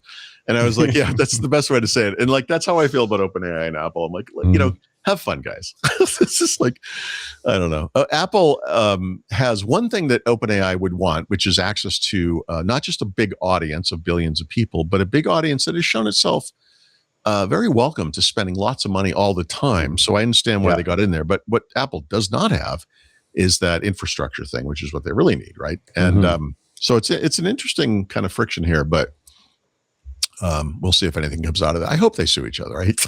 I think this would be funny. It's like Godzilla and Microsoft, Godzilla and King Kong going at it or whatever. It's funny. So that would be good. It makes life interesting for we who cover tech. Yeah, right. Most of the stories we cover are kind of boring, so this is kind of cool. This is a little fun. If you follow AI at all and chatbots and all the way things are going, you know that we've moved from like these conversational interfaces to kind of agenic things where these little services go off and do work on your behalf, et cetera, et cetera. You probably know that Anthropic came up with something that they called Cloud Code for coders. And then they came up with Cowork, which was like, we found out this code thing actually works really well for productivity as well. And so they have a separate offering for that. OpenAI, of course, came up with Codex because Anthropic came up with code, but they're using that for the productivity stuff as well. So it's coding, but also productivity, et cetera. It's part of cloud, although there's a standalone Codex app. I think it's on Mac, Windows, and I think there's a Chrome version too, right? A couple of weeks ago they announced this. So they brought it to mobile, but they're not doing it the way Anthropic will probably do it, meaning they're not going to have a standalone app. They're doing it through the ChatGPT app. And the way this is supposed to work is that you can check on the progress of agents you might have fired up on the desktop from your phone. And then you can conversely, get notified on your phone about things that the computer is actually doing sort of on the side there, or generate new tasks through the ChatGPT app. So yeah, it's like tomato, like this different way of doing the same thing. It's agentic. So it's funny because OpenClaw had to jump through all sorts of hoops to get these guys to act in a kind of persistent agentic fashion. But everybody says, that's what people want because OpenClaw was such a success. So that's what people want. So that's all everybody's doing. In fact, that's what Google announced yesterday. I know we're going to get to. So this industry is, I equate it to 5-year-old girls playing soccer, meaning there's a ball and you just throw it in the field and they swarm around the ball. And it doesn't, someone will hit the ball probably by mistake and it goes down the field and they all go down the field and they run around and they're all just following, they're just chasing each other around the field until someone trips and cries and the game's over. It's happening so fast. I can't think of another technology no, nothing. There's nothing like that has changed. So, if you like, I use Perplexity, that made sense 6 months ago. Well, if you say it today, it's like, you're so old-fashioned. You were like Cursor. Oh my God, I dropped Cursor. Whatever I was using. You're still using that? Cursor somehow was worth billions of dollars. It's like a Visual Studio Code clone with, I'm sure they're calling it a harness now. Whatever. It's a harness, my friend. Ridiculous. It's a harness. It's ridiculous. It is changing. This is, so fast. You know what this reminds me? What did you call it? You said it was when you said agenic, I swear to God, this is what you made me think of. When IBM and Motorola, and I think Apple, but IBM and Motorola certainly in the 1990s were working on the PowerPC processors, you would go to like Comdex or I guess CS by this point maybe or whatever. I guess it would have been Comdex. And you go into this room, it was all full of like smoke and everything. And there was like lasers flying through, and they were like, PowerPC, it's an enabler. And it was like, yeah, it's a chip. But that's what you literally just put that in my brain. Like I instantly went back like Agentic. almost 30 years. Like, anyway, that's the AI industry. It's ridiculous. As a sideline, that conference I was just in Berlin was actually an HR conference, and I was sort of the AI subject matter expert for this group of folks. Okay. They wanted to field questions from someone with a more technical background. And HR people are usually responsible for training an organization as new tools come to play. Yeah. And all of them have these massive initiatives inside of their organizations to incorporate AI. One of them said, my CEO has told me we need to be AI native by the end of the year. And I'm like, okay, so what's that mean? He's like, I hope you knew. I'm like, no, they're just making that term up. That's just a thing. But it was kind of shocking to me because, I mean, as someone who's done enterprise level deployments of software involving HR and so forth, like there's pretty clear workflow patterns. And it starts with actually a stable piece of software you know how to use, and that you have some training materials around and so forth, and you sort of grow it out for how it's going to fit with your enterprise. And that's just not what's happening. One of the ladies talked about the fact that they just got co-work for everyone. And they're like, That's that native? We're native that now. product's 2 months old and a research-only product. It's EULA says quite specifically, do not use on important information. Right. I mean, this is, I'm not sure about cloud, but I'm sure it is there. But I think it was OpenAI. There's like a financial connector now for ChatGPT, so you can put in all your bank information. But and it's like, yikes! It's for entertainment purposes only. Remember how entertained you were when it dropped your entire database? Watch when it drops your entire bank account. I would imagine. I didn't think you were really going to say this, but as you were talking about the HR people, I was thinking like one of them was going to say something like, "Yeah, so my CEO or CFO or whoever it was told me like." I need to implement whatever AI thing so I don't have a job anymore. So can you help me with that?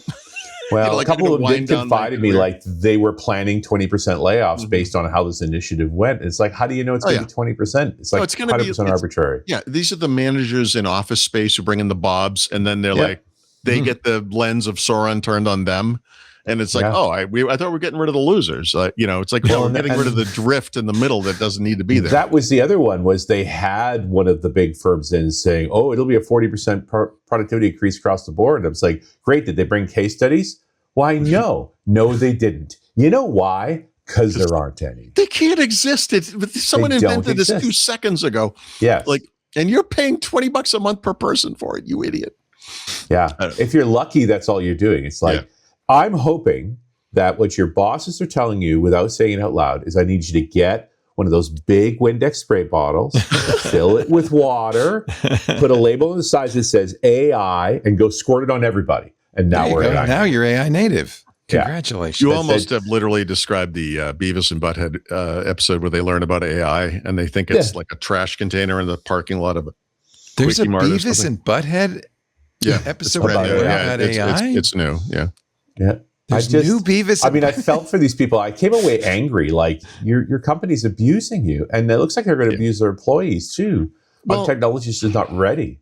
Well, today's the day that Meta fires 8,000 people after after recording every keystroke and every mouse movement, so they could duplicate them in AI.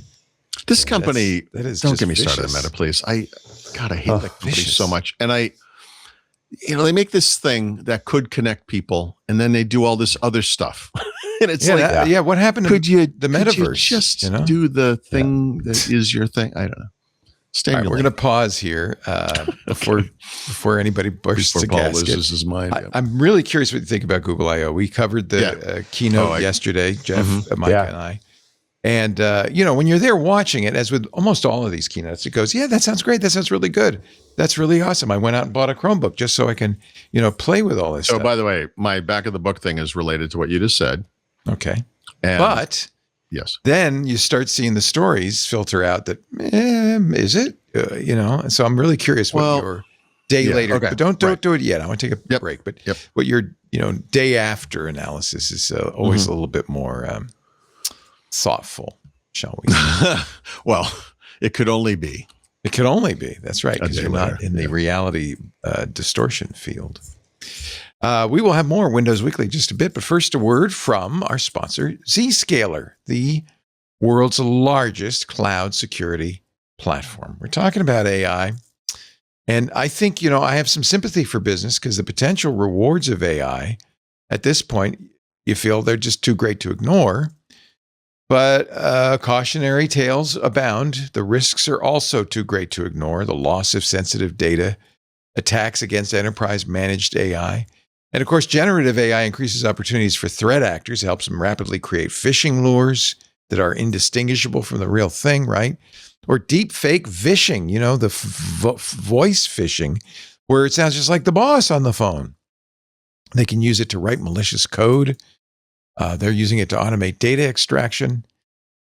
I mean, there were 1.3 million instances of social security numbers leaked to AI applications last year. That's why you need Zscaler, the most trusted AI security platform.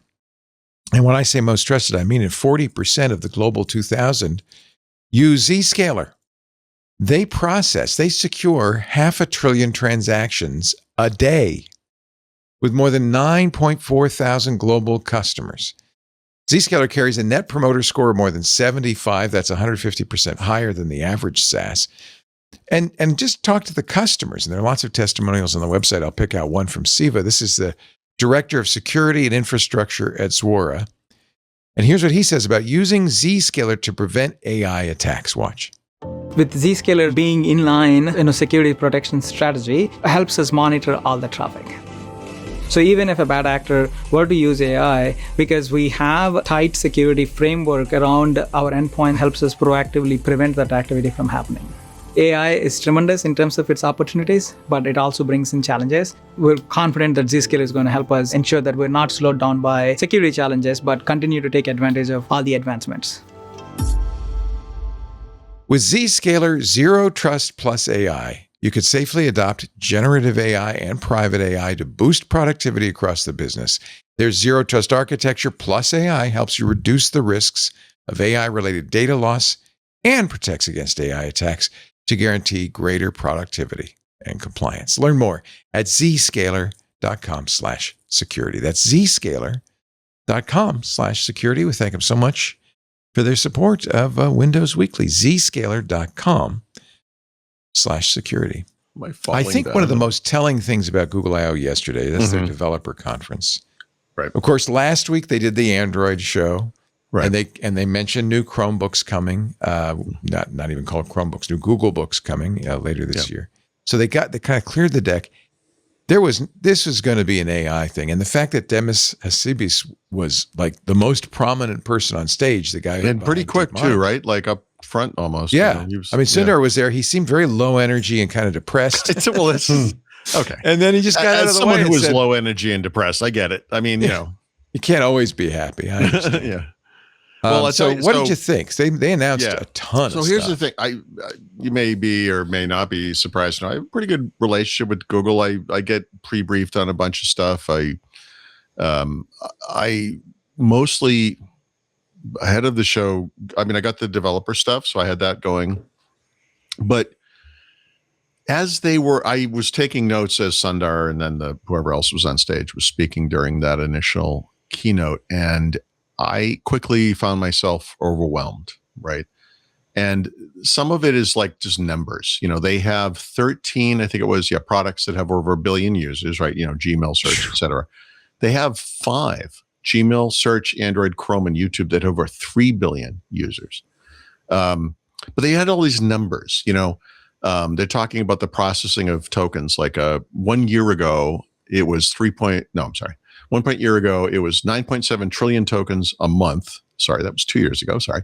Went to 480 trillion 1 year ago, and then to 3.2 quadrillion now, a 7x improvement. I don't know if it's an improvement, but a expansion over that period over 2 years. They have customers on Google Cloud, which, by the way, a distant third in this market. Yes. Over 375 of them have each processed over 1 trillion tokens over the past month alone. Wow. It's just like the numbers are staggering. AI overviews in search, over 2.5 billion monthly active users. AI mode, over 1 billion monthly active users. Gemini app is over 900 million monthly active users, up from 400 million 1 year ago, more than double. Because it just goes on and on. They talked about they said this during the earnings call, but 180 to 190 billion dollars on capex spending this year, a 6x jump over the 31 billion they spent in 2022. They have new TPUs. They're going to spend that money, but okay. I know it's insanity, right? So, well, it's also commits. Like, there's really interesting studies going on saying how much of this money they actually spent. When you're building a data center, the money only goes out as things get built, and lots of stuff's not getting built. Yeah, I don't have a lot of insight into that, honestly, but I think the thing that's interesting about Google is that you can make a very good case, and I made this case, and I still believe this, that they are in many ways in the client computing space the next Microsoft, right? Sure. Their operating system is something they use everywhere. Their product naming strategy is looking more Microsoft every day. Yeah, the naming is terrible. The Gemini thing is getting a little Copilot-y. I think we could make that argument, but they work with partners to get the devices out to customers. They're not like a monolithic kind of Apple type company or whatever. Yeah. So there's that. And I was overwhelmed by this, right? So on the developer front, just some of the biggest ones, because there's like 117 of these things. There's something, and by the way, figuring out what their products are now is getting very difficult. It's very Microsoft. It's very Microsoft. They introduced something called Google AI Studio, I think when Gemini 3 came out about a year and a half ago. Which, by the way, was when they also announced something called anti-gravity, which was a big deal in this I/O as well. The point of Google AI Studio is it's a web-based IDE where you can prototype application UI. If you follow the Google space, if you think about like XAML in the Microsoft space as the way that you create UI for apps, they have a declarative thing called Jetpack Compose, which is Kotlin-based. So it's using the same programming language as your programmatic code, but it's how you write UI, essentially.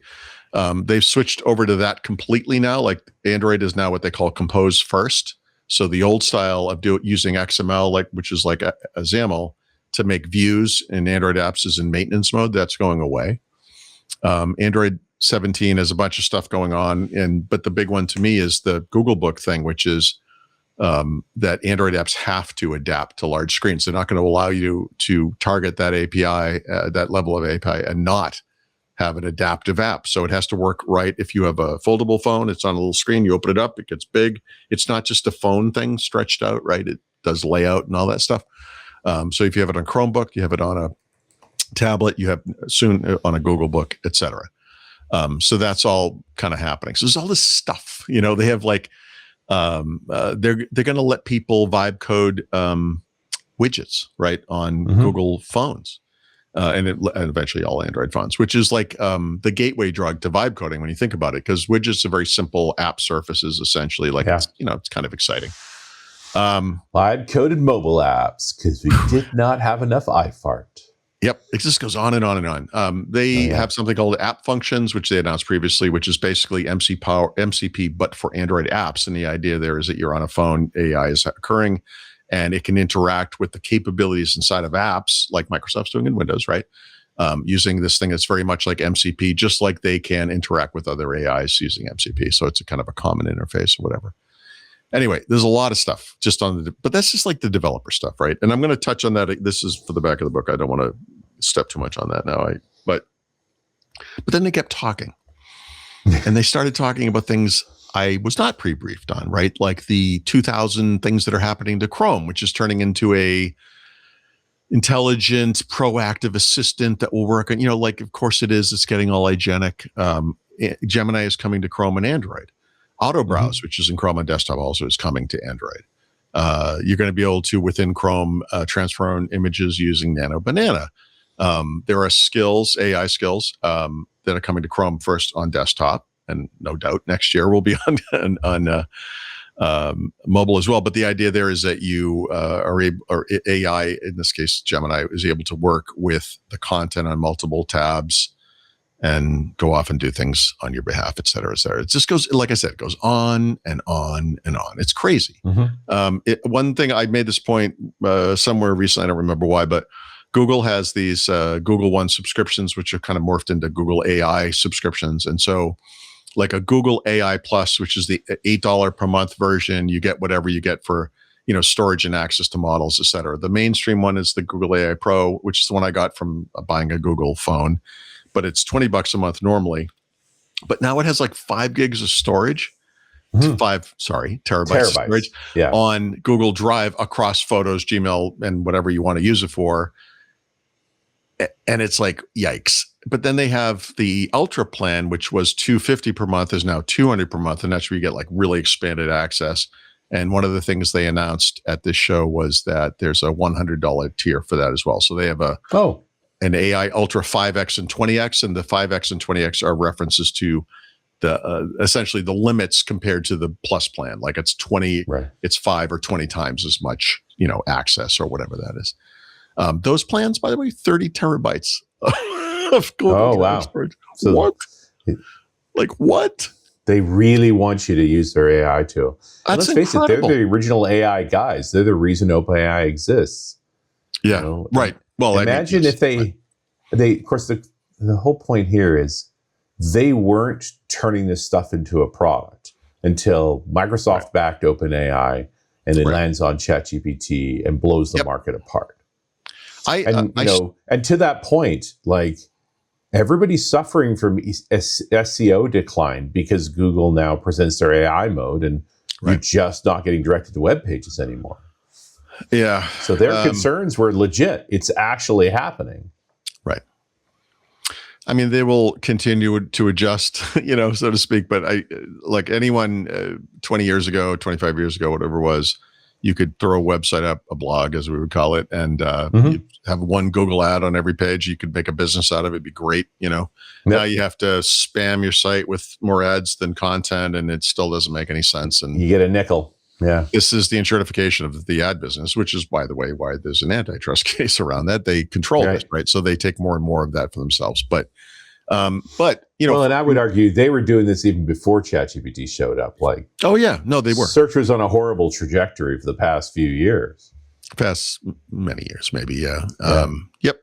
But from the perspective of an individual, and you have a phone and a computer, and you're out in the world, and you do whatever you do, like when you compare what they have and what you might want to other companies, it's actually really compelling. And that's the thing I kind of took away from this, which is that, the one thing they have that Microsoft lacks is and they have over 3 billion people just on Android, but they have great reach into the consumer market, right?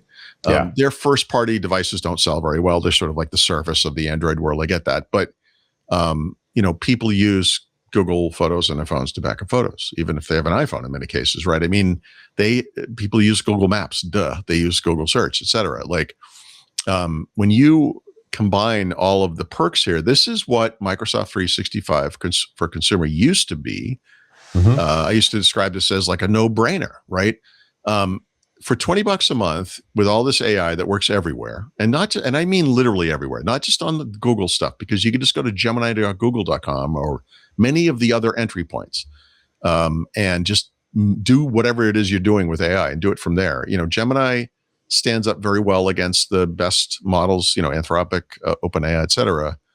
And they have all this, you can't get like free YouTube premium through OpenAI.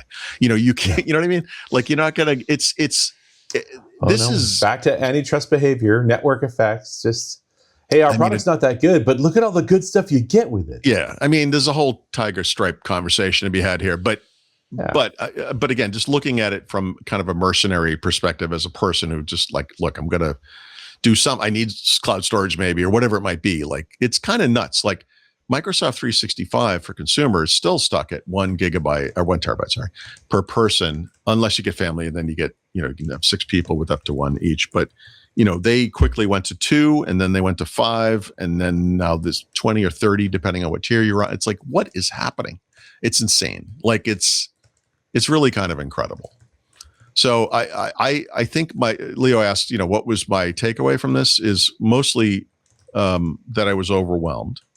There was one thing I'm going to talk about in the back of the book, which is, AI related, obviously, but I had found out about ahead of time. I was in a briefing. I saw a thing about it and I was like, okay, that looks interesting. But then when they were talking about it on stage, because it was a developer keynote after the main keynote, I can't remember where it came up. If it didn't come up in the first one, it obviously did in the second. It might've come in both. I don't remember, but wherever it was first mentioned, whenever they first showed it, I was like, I got to try this, And one thing I have rich experience at, which is I think someone was alluding to earlier, which is back in the day, you would go to a show. More recently, you would watch a thing online, you were on YouTube or whatever, and they announce something, and you're like, "Oh, that's interesting."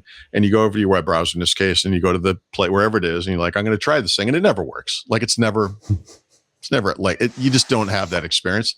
That is not what happened. I had a freaking incredible experience, and I'll, like I said, I'll talk about that at the end of the show. But so I went from like overwhelmed, and I had the lightest, non-busiest day yesterday until about noon. And then I was frantically writing, and like the guy who writes news kind of checked in on me later. He's like, "Is everything going okay?" Like there's a lot of stuff going on. I'm like, dude, I don't know what's happening. Like they just keep announcing stuff. Like I was overwhelming. I've only touched kind of on the tip of this iceberg. There's so much going on. It's rather astonishing. And it's a flood the zone kind of strategy too, right? Like you just got to show there's so much going on. Google, when Microsoft started their Copilot, what became Copilot, right? February 2023, I think it was, they stumbled out of this gate, right? This is the company that kind of invented all this stuff. They could have done this. Yeah, Google years had ago. Bard. Remember Bard? Yep. They've been in that name. That's what I mean. Like I called this the face rake thing. It was like they stepped on the rake, it hit them in the face. They took another step, another rake hit them in the face. Like they couldn't do anything right. They looked. And the funny part is that was back to back with the Copilot demos. Yeah, that's what I mean. And if you went back and watched them carefully and like counted the errors and mistakes, they were the same.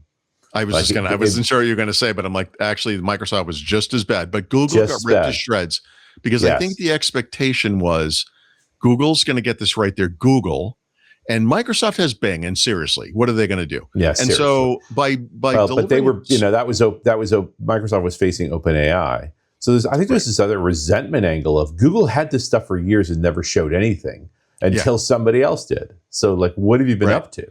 So it's all, like when Apple ended up buying Next, like I sort of imagine like as that kind of unfolded that at Next, they had given up on this thing. They weren't doing the OS anymore. They had given it up. And then Apple wanted it and they were like, blow the dust off this thing and like come out to market with like, okay, look, it still does all this crazy, awesome stuff. I feel like the what became Bard and then Gemini was like that. It's like they were like, oh, we weren't going to go to market with this. Like, does anyone have any people were working on this? Like, what do we have? Well, and the argument was it was undermining the principal product. It was undermining search. Right, which is why they didn't do it in the first place. Yeah. Yeah. They were going to fully innovate this dilemma, this thing, and just sit on it. Right. So I'm still kind of reeling from this. Google I/O is going on today. I mean, there was more stuff. There were more keynotes today that were, lesser, obviously. But I was exhausted by the end of the day yesterday. Like it was exhausting. And I left things on the table, so to speak, for Laurent to write this morning, knowing because there was glasses stuff. There's all this other stuff, right? Google TV stuff. There's Wear OS stuff. There's all kinds of. It just goes on and on and on. It's crazy. The only thing else I think, where are my notes that I pulled out? Where's this damn thing? So last week they announced Google Book without providing some details, right? Which is kind of weird. And then more information kind of eked out over time because people started asking questions, et cetera.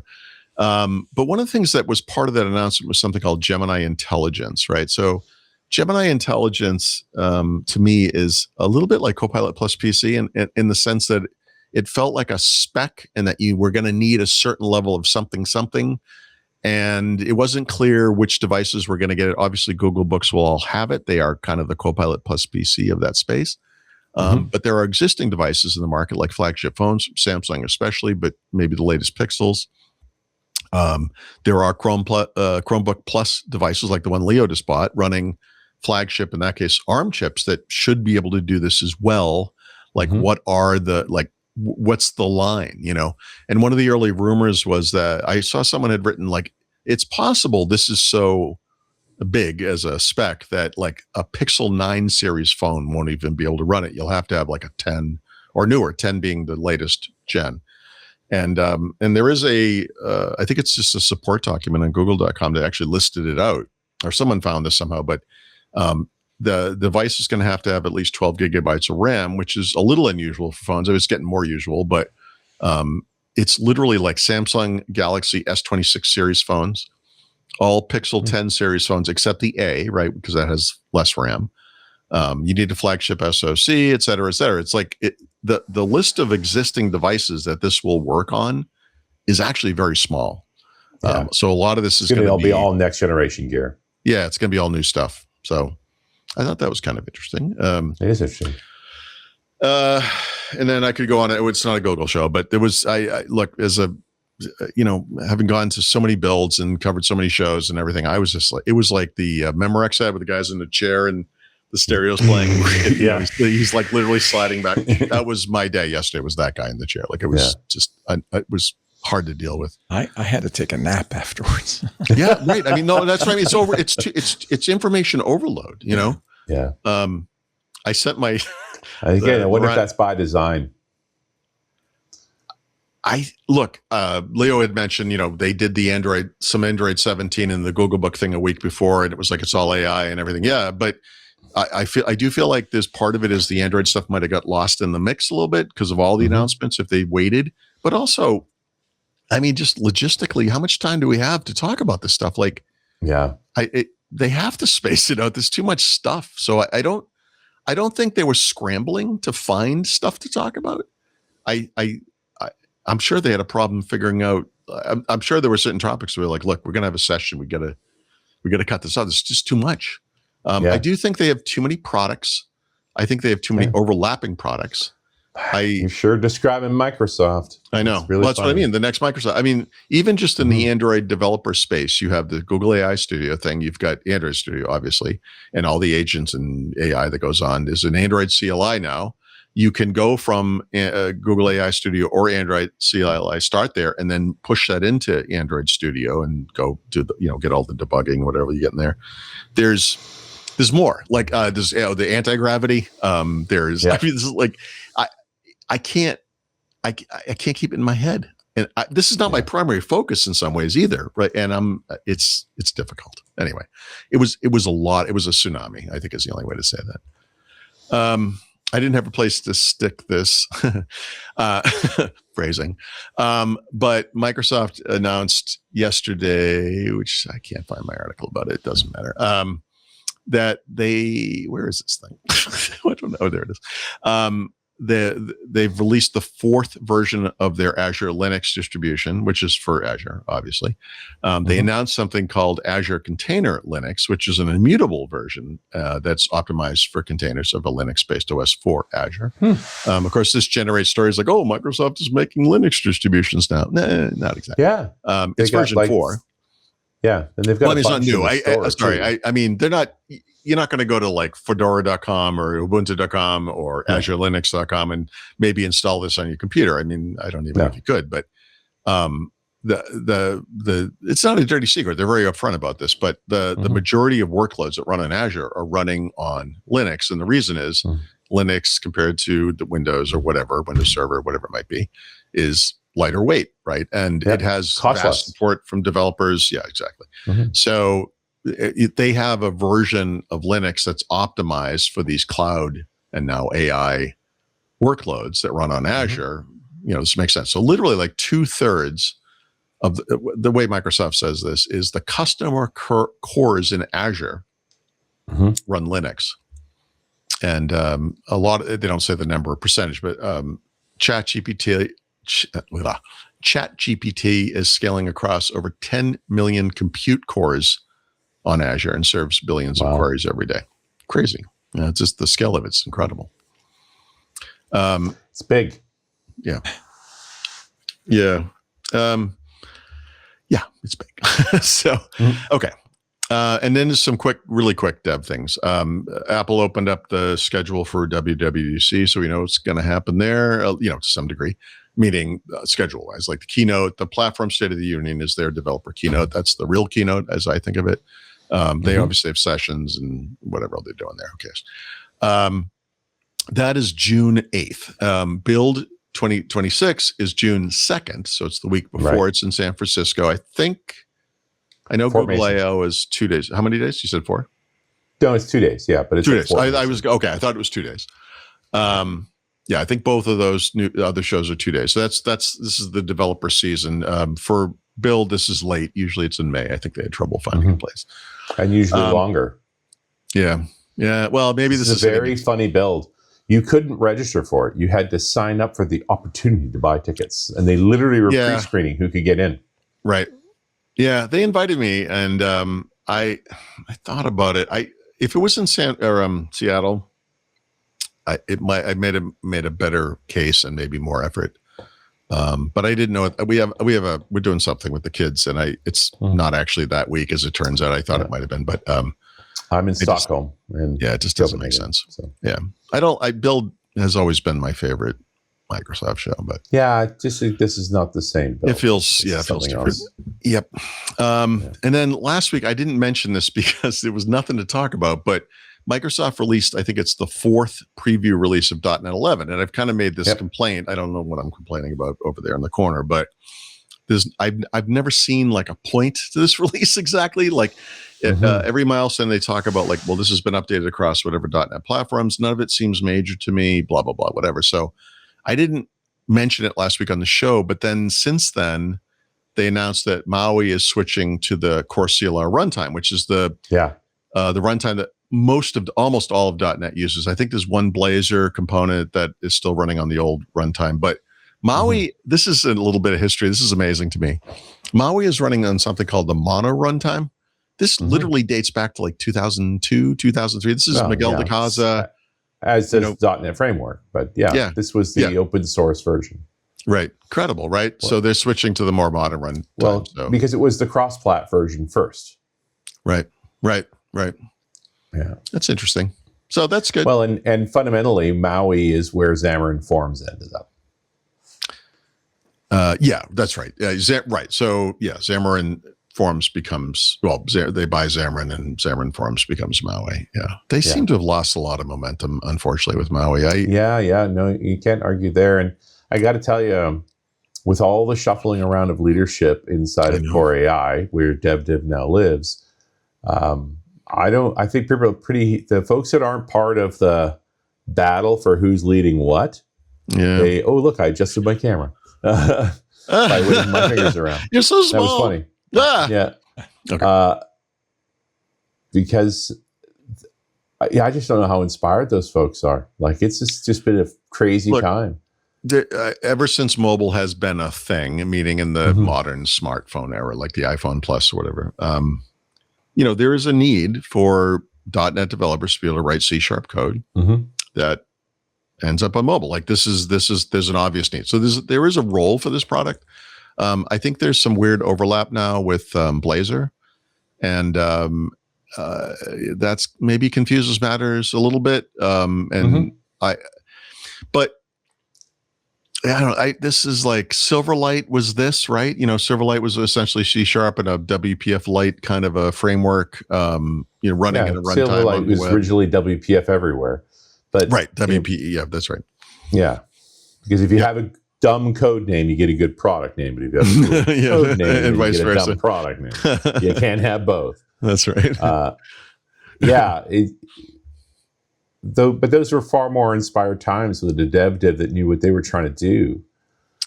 I just feel like they should have just by nature have had some percentage of the market, but things like React Native happened as Flutter. Obviously, there are other things I don't really care about the space too much, but I looking at it from the perspective of like what I think of as a Microsoft oriented developer, because C# is not just .NET necessarily, but .NET, we'll call it .NET. But yeah, .NET is very C#. .NET is all C#. I mean, of course. Yeah. I mean, the Windows App SDK, UWP, et cetera, also uses the C# language. And then, you know what your problem with MAUI is? It's trying to unify mobile development and Windows client development, and then you stop and say, "Why am I building a Windows client?" I know, especially like a really constrained mobile app, silly Windows thing. Like, look, there are certain apps where that does make sense, of course. But yeah, it would be nice. They're getting few and far between. And if it's that important, then you're making a WPF app.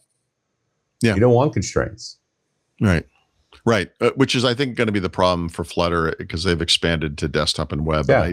Flutter has done a great job on Android and iOS. Yep, and less so on desktop. Now they're struggling to get to that, and it seems to be the way. Like you realize the only people who want this are the developers, because we want to write one code base runs everywhere. The customer couldn't care less. They just wanted to run on their thing. Right. And so the fact that we're jumping through hoops trying to make something designed for mobile to run on a desktop, it just may be a mistake. I think this is the... Make a web form, or make a web version of your client, or make a standalone Windows client. So trying to combine them is just isn't working out. Fully formed in my brain, but I feel like one of Microsoft's big strengths with developers historically has been a kind of no developer left behind mentality, where we're going to bring these guys forward. We're going to bring you forward. We're going to, things will change. Talk to Silverlight guys about that. Well, but they did in a way. I mean, I understand. Not from a code basis. No, I know. In other words, like C#, how those libraries are going to work. So maybe it's a new, you move from, whatever it is, like it doesn't matter, from WPF to Windows App SDK, and it's like it's not the same. No, I mean there's similarity. Like the way forward is there. I'm not saying it's perfect. I'm just saying there is a way. It's, and I feel like MAUI is in some ways the last dying gasp of that. It's like. It's too bad. I really feel like this should and could be today a first-class mobile development environment, and I just it just doesn't get a lot of momentum or interest. I don't know. Okay, in other depressing news, you'd have to be really well into the Microsoft world to even know who this is, but a guy, Somasegar, right? Somasegar, is. I'm pouring whiskey now because I have to toast the man. Yeah. He was a remarkable. He was one of the good guys, and he really same age as me. He was born like 3-4 months before I was born. Started work at Microsoft working on OS2. Quickly moved over to NT. He was one of the test geniuses for Windows. Right, and he was on the NT team. He shipped, I don't remember the number, 8 or 9 versions of Windows over time. Led the developer effort for many years. That's how years. That to me is how I really know. One would argue was instrumental in getting open source into Microsoft. Yep, and is in that a very indirect way. There aren't many people like this at his level, but is a curious combination of technically smart and a good guy, which I know really sounds stupid, and he was never a great stage guy. Like that was not his style. But if you were one-on-one with him, and I had that chance a number of times, you couldn't say no to him. It was impossible. Like he was just so appealing. We did a .NET Rocks interview with him many years ago, and his PR team handled him carefully because he wasn't a natural, glib kind of guy. He's very thoughtful. He takes his time, and he's not a performer. And so they wanted to script the conversation, which is super normal. PR always pitches that. I never go for it. And ultimately, we came to an impasse on that. And Soma called the ball. He says, I'm doing it without a script.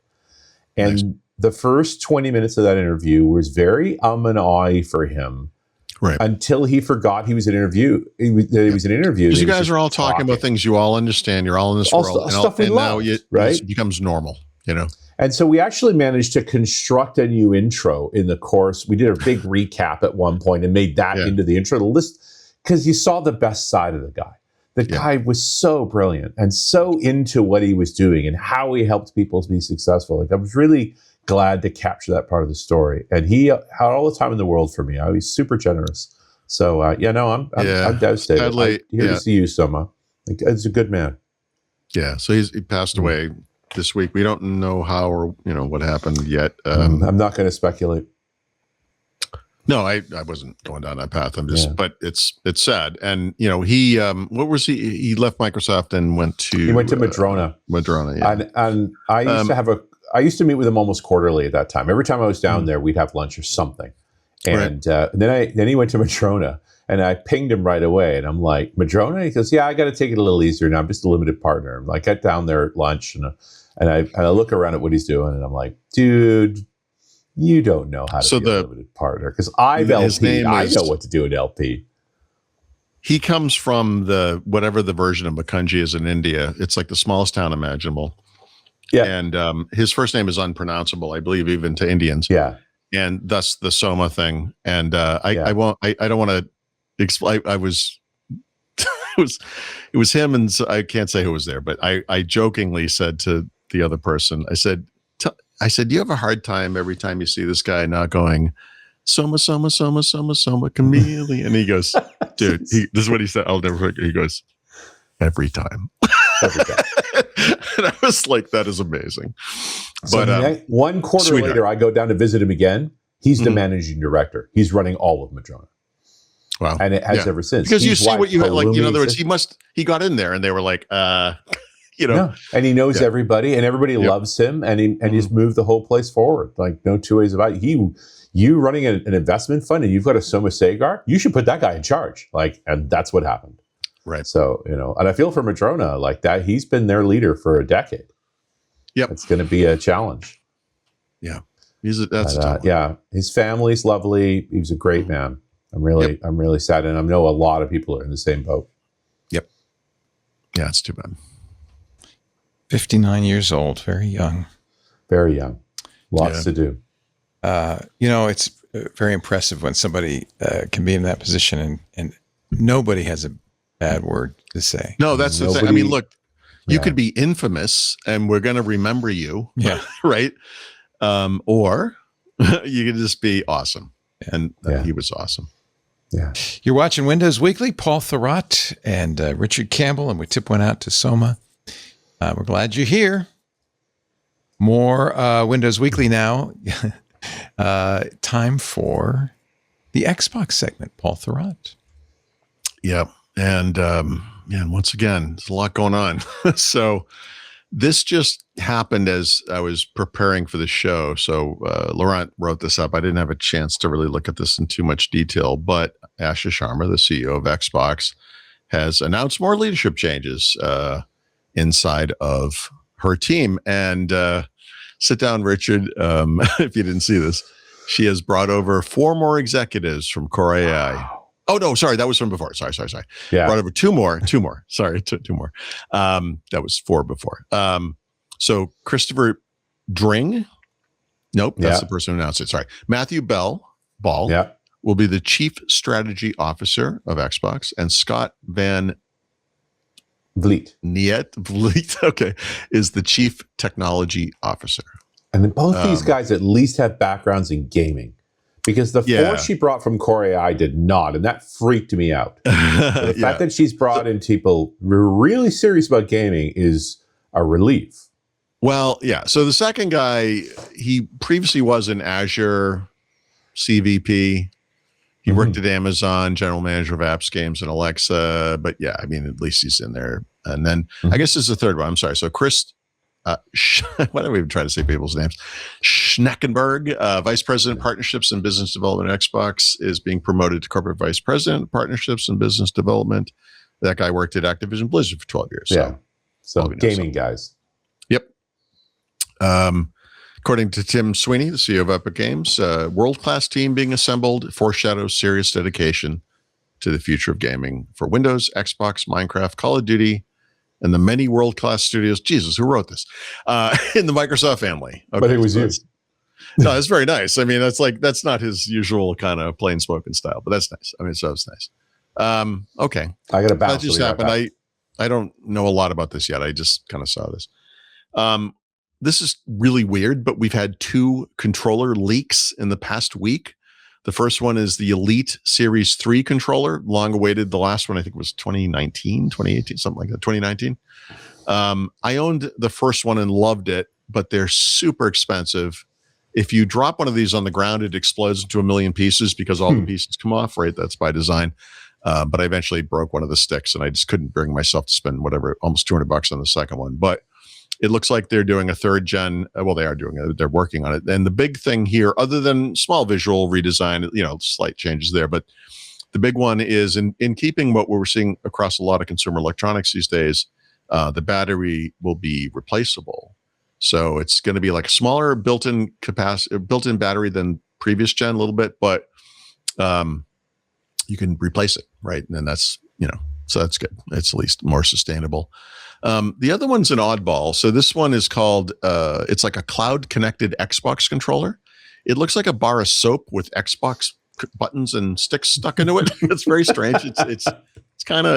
It's like, and someone in the comments on my site was like, why can't it just look like a controller? Which is a fair question. I don't know. I mean, I have big hands, right? And so if you think back to the original Xbox, the first one, one of the Duke controller, the original controller, like one of the big complaints about that was too big. I loved it. Like it was awesome for me. But when they went to Japan, they actually had to make, I think they just called it an S controller, just a smaller, S for small.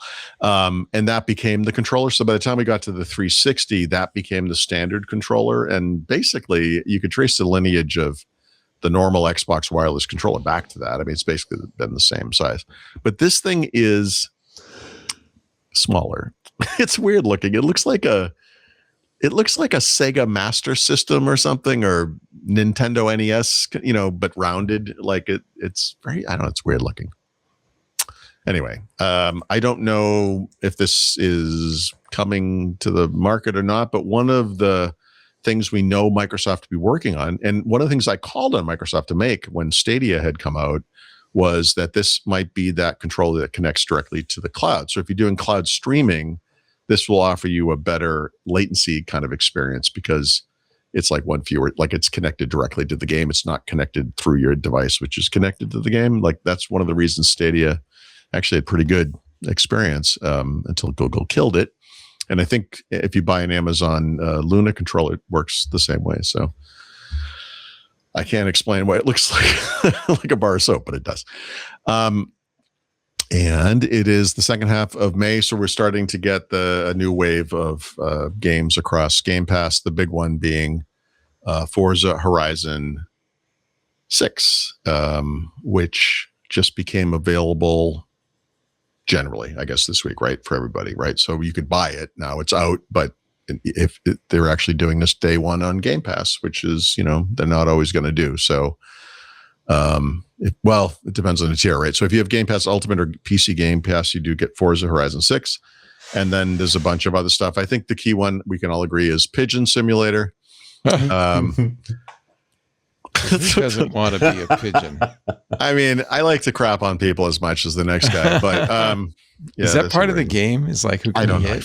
know. Oh, okay. I don't know. Jurassic World Evolution. The last one 3. I played was Goat Simulator, and that was pretty. I enjoyed that. So. Yeah, that was fun. And there was Untitled Goose Game. Yep, I think Train Simulator is more my speed personally, but. All right. And then, and then if you haven't, Laurent, he writes news normally, but he said, hey, we don't review a lot of games. Do you think it'd be okay if I reviewed Forza? I was like, dude, of course, so he got it early and he wrote an awesome review on my site. Wow. I want to check that out. Yeah, it's really good. And now I'm like, no, he can do this. He's going to be doing more of this. He just ruined his job. Yeah. Like, I'm sorry. Did you just ask me to do more? You idiot. Yeah, no, that's fine. No, it's really good.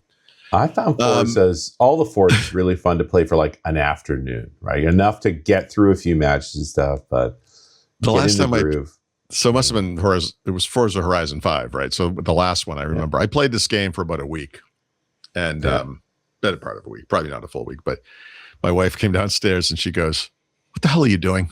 And I'm like, "It's Forza, it's a racing game." She goes, "All I can hear upstairs is," and I'm like, "Yeah, that's pretty much what it is." That's what like, it I'm sorry. It's still screaming tires. The whole thing. She's like, all I hear it. is this droning sound that never ends. And I'm like, Yeah. I'm sorry. I think that was the one that was in Mexico, right? The last one. And then this one, I don't remember where this one is, but somewhere else. Okay. So the Xbox team being more transparent, yada, yada, yada. They've launched a player voice feedback hub, probably a mistake, by the way. And I don't know if this is like literally I think it is the number one item of feedback was you need more exclusives. Love it. Guys. Love it. Frick's sake. Tell the judge. Tell the judge. God damn. So. But the customers told us. I know. Well, so ironically or coincidentally probably is maybe more accurate. There is a rumor that Sony might be moving their single player games, which lately have been also being brought to the PC and in some cases even Xbox, right? Making the single player experience games, like the games that are just like an interactive story, basically, keeping those as PS5 or PS whatever exclusives. And because the argument for being on all the platforms was to maximize the player base and multiplayer, and you don't need that. Yeah, like I would say for a user, that's right. I would say maximizing the amount of money you could make in some ways, right? But I guess by selling more to people maybe on PC or whatever, I don't remember the numbers, but PC as a gaming platform is about as big as console together. So it makes sense that Microsoft, Sony, whatever would want to put games on PC. But just for sales. I mean, we talked about how poorly Sony and Nintendo are doing right now. We know Xbox has been doing terrible as a console business for a long time. But it's not like they were making money on the consoles in the first flipping place. Just sell more games. That's where the money is. And you're right. So that's not official, but we'll see what they do. And then because Sony always copies Microsoft, just kidding. Actually, they're doing the opposite. They did announce they will raise the price of their PlayStation Plus subscriptions in certain regions by $1 to $3, depending on this 1 or 3 month span, whatever. They cited ongoing market conditions. I struggle to understand how a component shortage would factor into a subscription service or whatever, but whatever. I mean, so like in the US, for example, like a 1 month PS Plus Essential subscription is $10. Now it's going to be 11. So the 3 month version is going from 25 to 28. It's not like not a big deal, but prices are going up. So what are you going to do? And I will never stop celebrating Epic kicking Apple to the curb. But as of I think it was today or yesterday, Fortnite has made its triumphant comeback to the Apple App Store 5 years after they were booted out by Apple. The one exception is Australia. I don't actually know why Australia. Well, they're the ones leading the charge for keeping kids off social media. So maybe Fortnite. Apple apparently is breaking the law in Australia. So I don't know. Nice. Well, it's hard to say, but anyway, so that's good. Fortnite is actually a very good game, by the way. This has been several months now, but I played it quite a bit after not looking at it for years. And it's fun. I was surprised like how good that game still is or is. It's actually better than it was. When they've done a lot of stuff. It makes them so much money that they are keeping it up. Yeah, well, it also doesn't seem to be as toxic as Roblox. Well, it's the others, right? You don't take the teabagging as personally when it's a cartoon. Like if it's a guy dressed up like a U.S. Marine and he's teabagging, it's like hard not to take that personally. But it's like a cartoon sprite or something. Whatever these things are.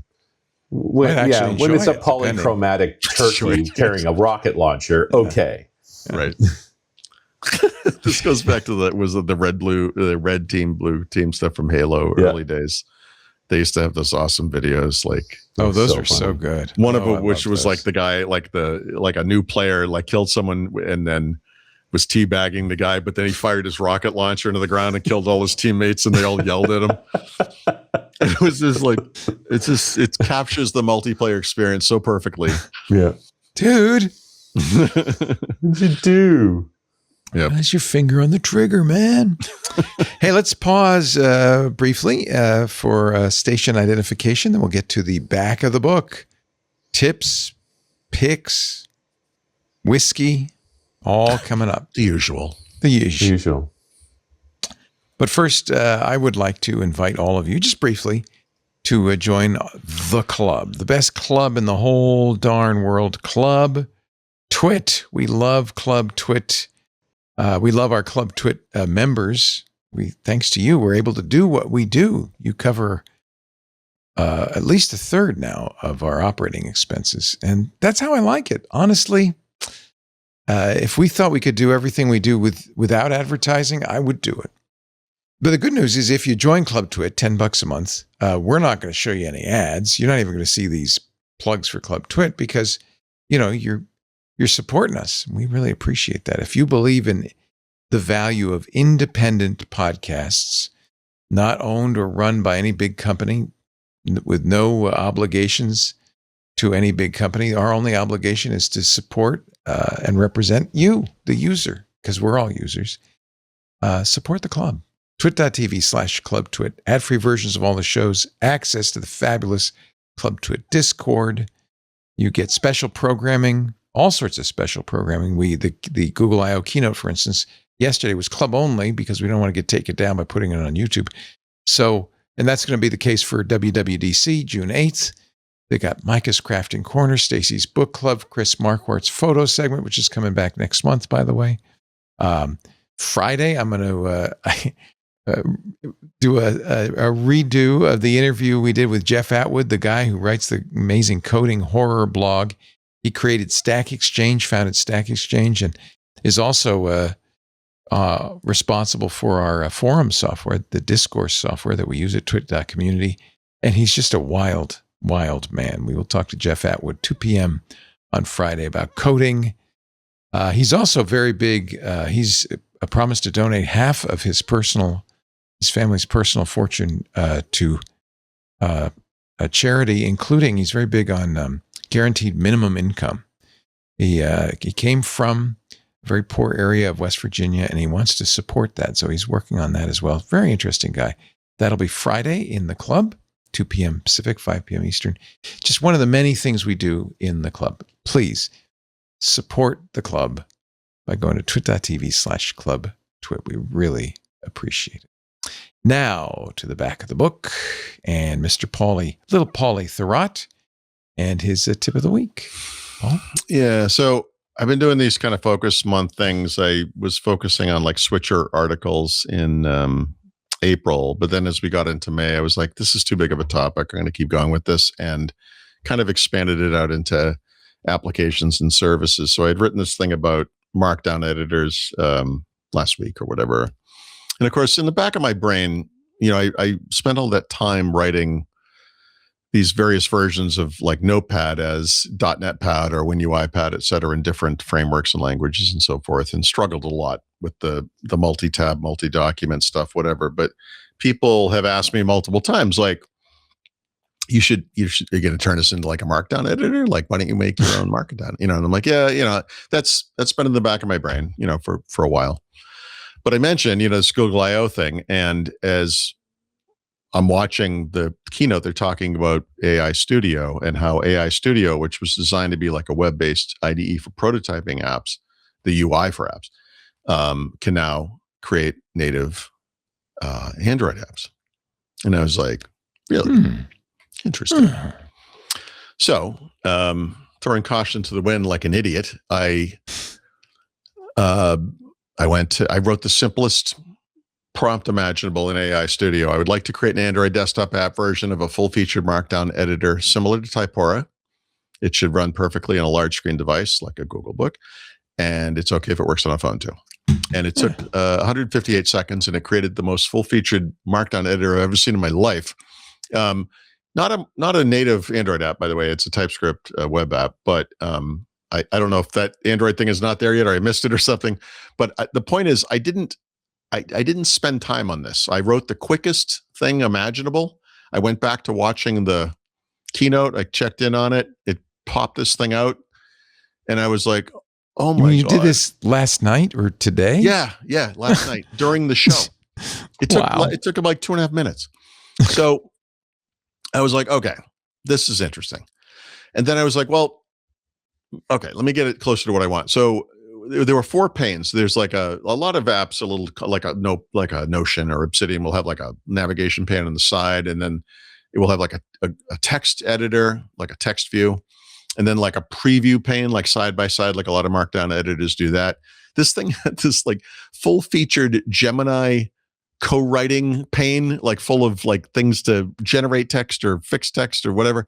And I'm like, all right, this is too complicated. I just want like an editor. So I got it just to spit out like a 2-pane side-by-side view. And I was like, okay, that's pretty good. But what I really want is like a what you see is what you get, like single view, just like an editor. So it looks like the preview, but you can edit it. And then it did that. And it did it in the context of the thing it already created. So you had to go into the preview mode only, and then you could turn it into what you see is what you get. And you could edit it. And I was like, okay, this is insane. So I tried a few times to do the native app version, and I never got it to do like a Kotlin, Jetpack, Compose, whatever. But I was like, all right, well, you know what? Like, don't worry about that. Who cares? Like a web app is fine. A web app will run everywhere. So this morning I got up and I was like, all right. And I actually wrote a more detailed description of what I was looking for. And it's just a couple of paragraphs of text, really. It's not that long, but, and God damn it, it created this thing. And I got to tell you, this is pretty good. It's not pretty good. It's friggin' really good. It's actually still more than I need. You can see it for yourself in the article I wrote. You can link, you can go use it yourself. You can open documents, you can export and save documents. You can use keyboard shortcuts to do formatting of any kind. There's a little floating toolbar for formatting. There's a full menu system with all kinds of stuff going on. And like, I'm sorry, but this is insanity. I just spent the better part of a year, probably more than a year, trying to do like multi-document, multi-tab, whatever originally in WPF and then in the Windows App SDK, just for a text editor. Didn't quite get it there. I got closer than I actually understood at the time, but I used AI to get it over the top. So it took a month or maybe 2 months to kind of put that together and finally put it to bed. And this took 15 minutes. 15. I mean, look, I could spend another 15 and make it perfect. I was blown away by how good this thing is. Yeah, it's pretty amazing, isn't it? It's astonishing. So, like I said, the typical experience, keynote at some industry event, they're like, blah, blah, bblah. You can try it out yourself. And I'm like, all right. And it's always like, yeah, no, this is garbage. I was like, no, this is unbelievable. Like, this is what? So I'd like to make a native Android version, frankly. I'd like to be able to push it into Android Studio and work on it further, et cetera, et cetera. But the way this thing is right now, I mean, again, I'd still play with it more and, whatever. But it's like, this is this is really good. Now, this is a web app, right? Yeah. Yeah, it's a React app. It's incredible. It's incredible.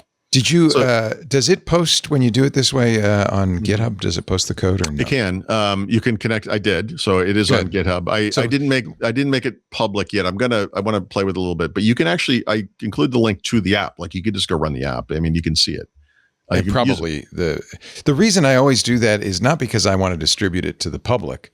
Right. But because I want people who say, oh, that's interesting, to be able to start with the code. Because that's the other thing you could do. You could point your AI to Paul's GitHub and say, okay, this is a starting point, but I want to do it this way. So it is in GitHub.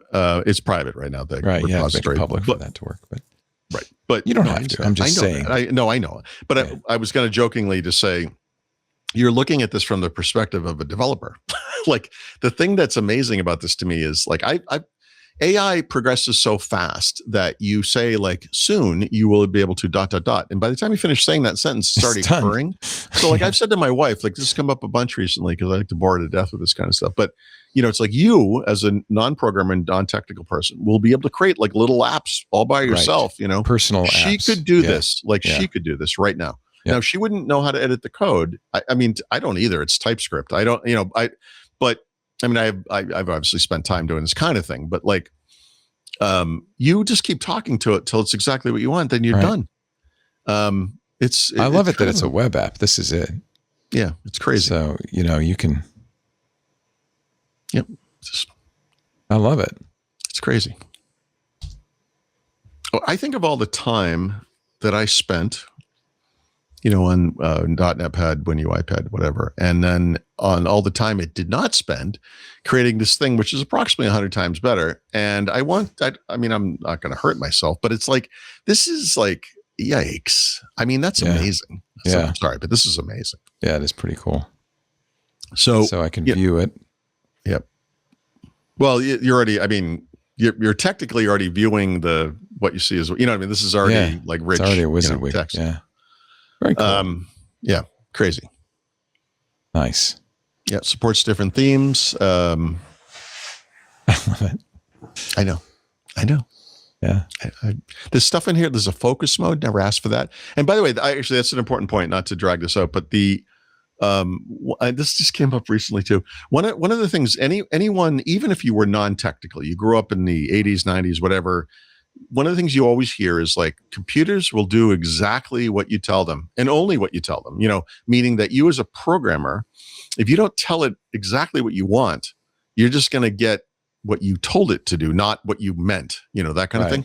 AI is actually kind of the opposite of that. It knows what you meant. Yeah. It's inferring from what you wrote. It's assuming. So in this case, what it did was it implemented features I did not ask for because they're common in Markdown editors or whatever, right? So the first version of this app had that sidebar thing, which I do not want, or the focus mode, which I will never use and did not ask for, or there's a couple other things that I don't remember off the top of my head, but there are like features in this that are there because other apps have these. And it's like, that is yikes. I mean, it's crazy. I just, again, not a professional programmer, but as someone who has spent time doing this, I don't think any one person said this, but many people have said this, the role of the developer doesn't go away, but I feel like developers almost become program or project managers where the code is going to be generated by AI, and you should know it. You should know the code. You should understand how it works, et cetera. But you're really kind of guiding the thing from whatever beginning, wherever that means, if it's a new app, or to where you want it to be, meaning whatever features you're going to add over time, et cetera. And that's what I see right here. It's insane. So I'm blown away by this. The job as a developer was never to write code. It was to solve problems. There you go. Right. Okay. Actually, you're a smart guy, Richard. I don't think you get enough credit for that. That's a good point. No, I mean, it really is a good point because I think in some ways, no, not in some ways. We do this just as human beings. We do this all the time. This is the changeaversity thing. We get so used to doing things a certain way, we stop thinking about it. And then we get affronted when there's an improvement or just a change, right? Like a lot of traditional old school people my age would look at this kind of thing and be like, oh, that's not, whatever. But, someone in the Discord referenced, there's a Hyles Andersberg interview on YouTube I watched twice already. And, one of the amazing things that his career kind of doesn't parallel, he did it. I mean, you used to, in MS-DOS, write in an editor of some kind, exit out of it, go to DOS command line, type your little commands to compile, link, run the thing, find out what the problem is, exit the app, go back into the editor. And so we go from that to an integrated development environment where you can do all those things in one place. And then, of course, we go to GUIs where that becomes better with, more complicated or capable environments, et cetera, et cetera. And we were happy to make those changes. I mean, but some of us weren't, right? I bet there were people like, oh, well, I would never not do this with Edlin. Yeah. Why would I want this all in one place? Like, that's silly. And it's like, well, no, that's progress, Why did you take your hand off the keyboard and put it on the mouse? That's crazy talk. Exactly. Right. What are you, a child? Yeah. Okay. Yeah. The only problem with this particular change is the name and the excess amount of money that's been stuck into it. The combination of those two things has made everybody extra stupid. Yes. So I mentioned this earlier just in passing, but you're going to see stuff like this everywhere, but one of the first ones is going to be that kind of ability to create your own custom widget, which they announced a week ago at that Android show thing, whatever that was. This is going to be something that works across devices. So you could create a widget that's on your phone, obviously, but you could have one on your Android Auto screen on your car, et cetera, et cetera.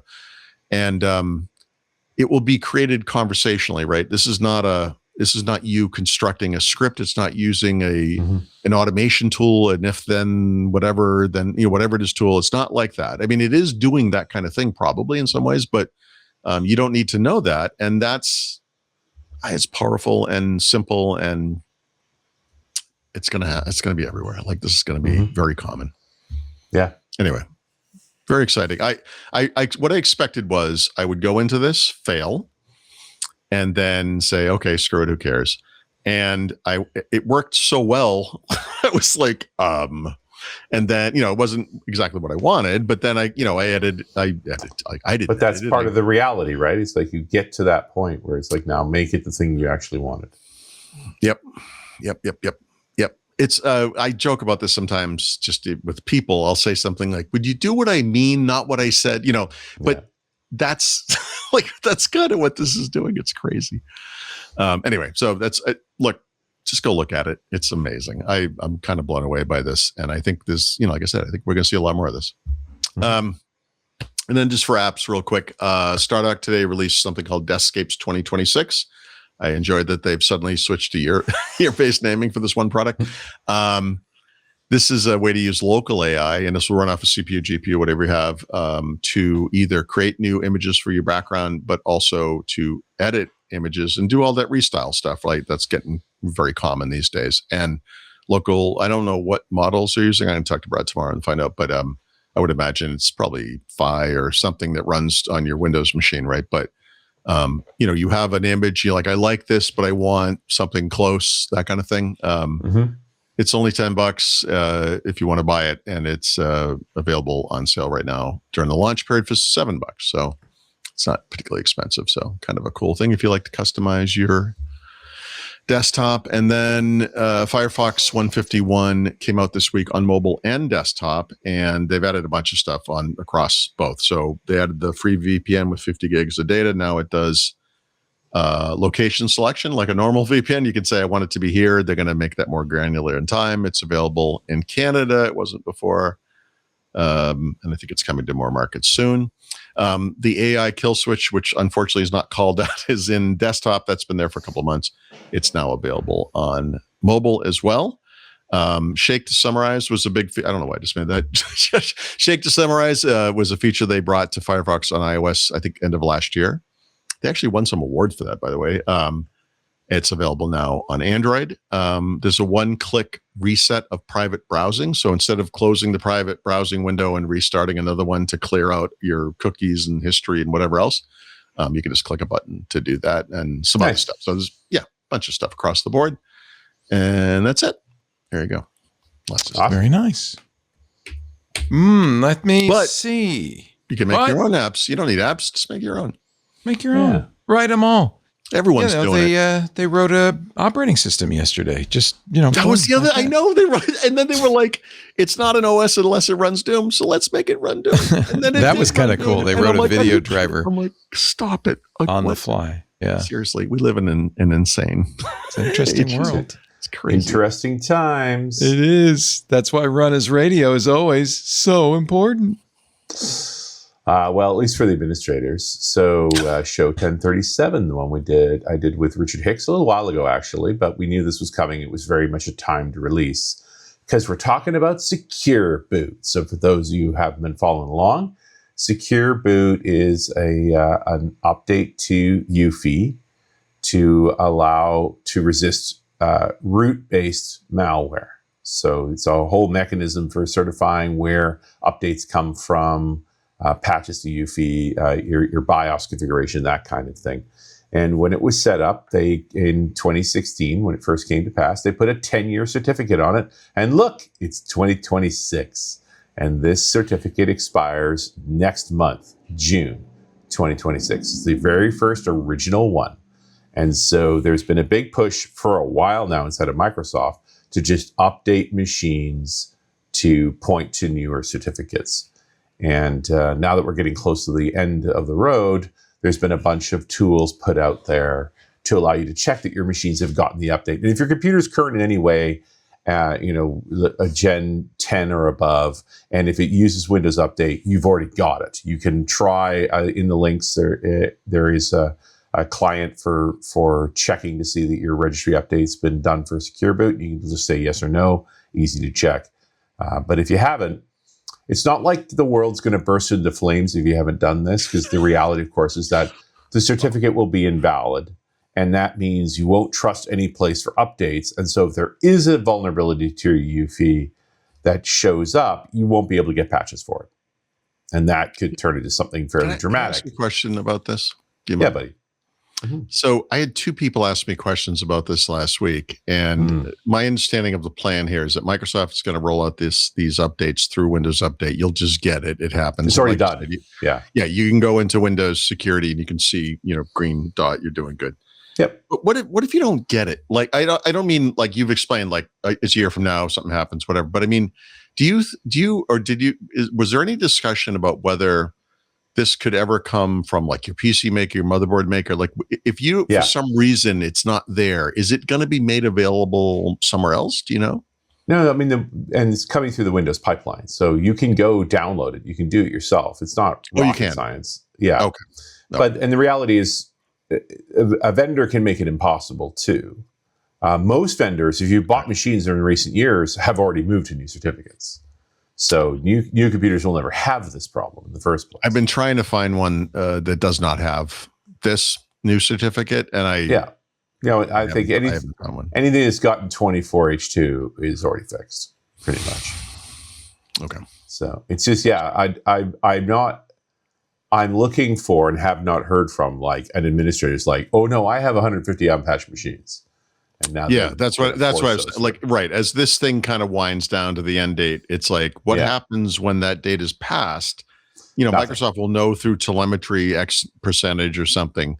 I'm thinking it's going to be so small, it's negligible, but and that's always the goal, right? The goal coming in like this is that it becomes a non-event. And they've pulled it off a few times lately. Right. And I've made shows about this, the same with the certificate, the strong certificate requirements for Active Directory, right? Which was a literal showstopper.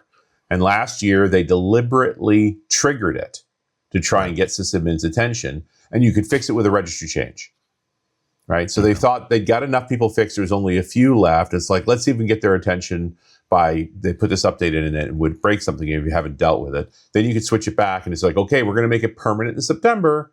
And when September or October finally rolled around, nothing happened. And it's like, and it was Steve Seifus I was doing that one with, and he's like, perfect, that's what I wanted. Nothing happens. Everybody's fixed. It seems it's one of those challenges. Just can you get the guy's attention? The thing that's evil about this one is when the date goes by and you're unpatched, nothing happens. That's what I mean. That's the thing. Like, there may come a time in the future where this is more of a problem, but in the short term, for certainly.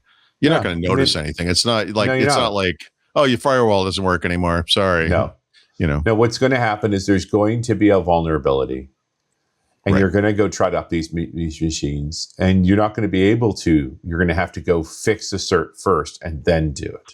Hey, you can't even run Call of Duty right now unless you have an updated TPM. So you think or an enabled TPM, I should say. Yeah. Yeah. Yep. Anyway, Rich Hicks is one of the best. He's the guy Microsoft calls for a bunch of like remote access and stuff like that. And he's just been all in on this particular problem. And actually we've had a lot of certificate discussions on Run As lately, because the biggest problem with modern certificates, even in the browsers, is the revocation strategies just don't work. And so if you have a bad cert, a cert's been exploited in some way, there's no good way to fix it.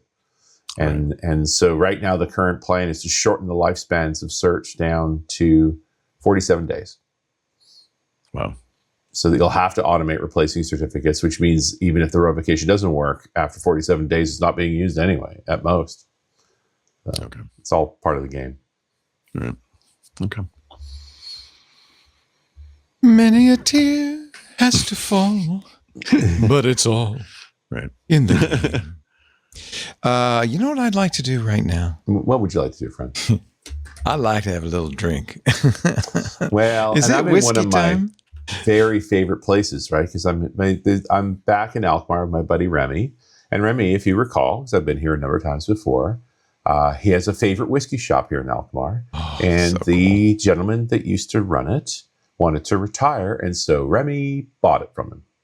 Nice. And has done very well, more than doubled sales over the years. He's never been in retail before, but it's been a thing he's been doing with his son, and they've been having a lot of fun with it. Built a great website, have been really collecting on it. The whole point he's had with the whiskey shop here in Alkmaar is if you can buy it at a regular whiskey store or a regular liquor store, we don't have that. Only things you could find nowhere else. And this thing, Daft Mill, yeah, you definitely can't find anywhere else. These are very special bottles. Daft. What a great name, huh? Yeah. And it's truly one of the rarest things you can imagine because it is a single estate whiskey maker. All right, let's start at the beginning. We're going to the lowlands. Do you remember the low, all the different regions of Scotland? This is the lowlands. It's the southern and eastern part of Scotland. So this is sort of the flat terrain, more temperate compared to the highlands where the weather's more extreme and certainly more mountainous.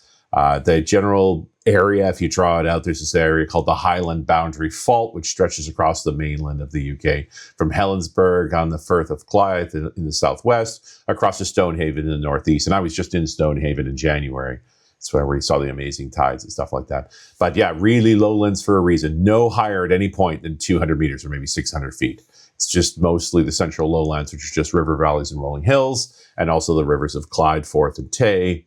And then on the southern end of most of that is they call the southern uplands, although remember, no higher than 200 meters, which has got more lands and stuff like that. This is all the big cities. This is Edinburgh.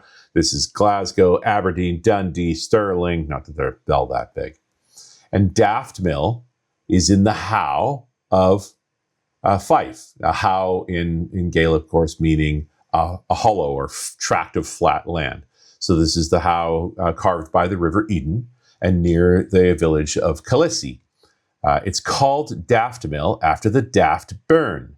Again, Gaelic, a burn is a stream, and there's parts of the Daft Burn that, because of the shape of the land, that appear to run uphill, so that stream is clearly daft.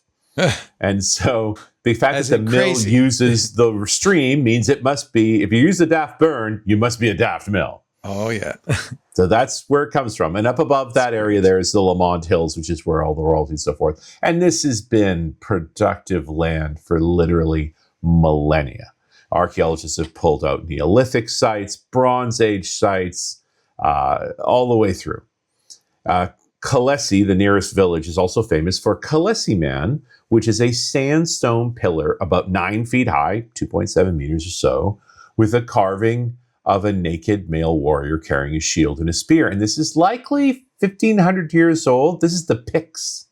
And this is at the time that the Romans were trying to control Scotland and failing against the Picts. And so this was a kind of an artifact that was built at that time to terrorize the Romans. Now, the particular chunk of land we're talking about in the How of Fife has got lots of land records. The earliest ones show the Kinloch family had controlling the charter to the mill and the lands that were already there from the reign of Alexander III. So that's 1245 to 1285. Then there's records of it passing to the Sandilands and then to the Walkers. So in 1701, the Walker family, so we fast forwarded here 500 years or so, established the Daft Mill and Pitlairn.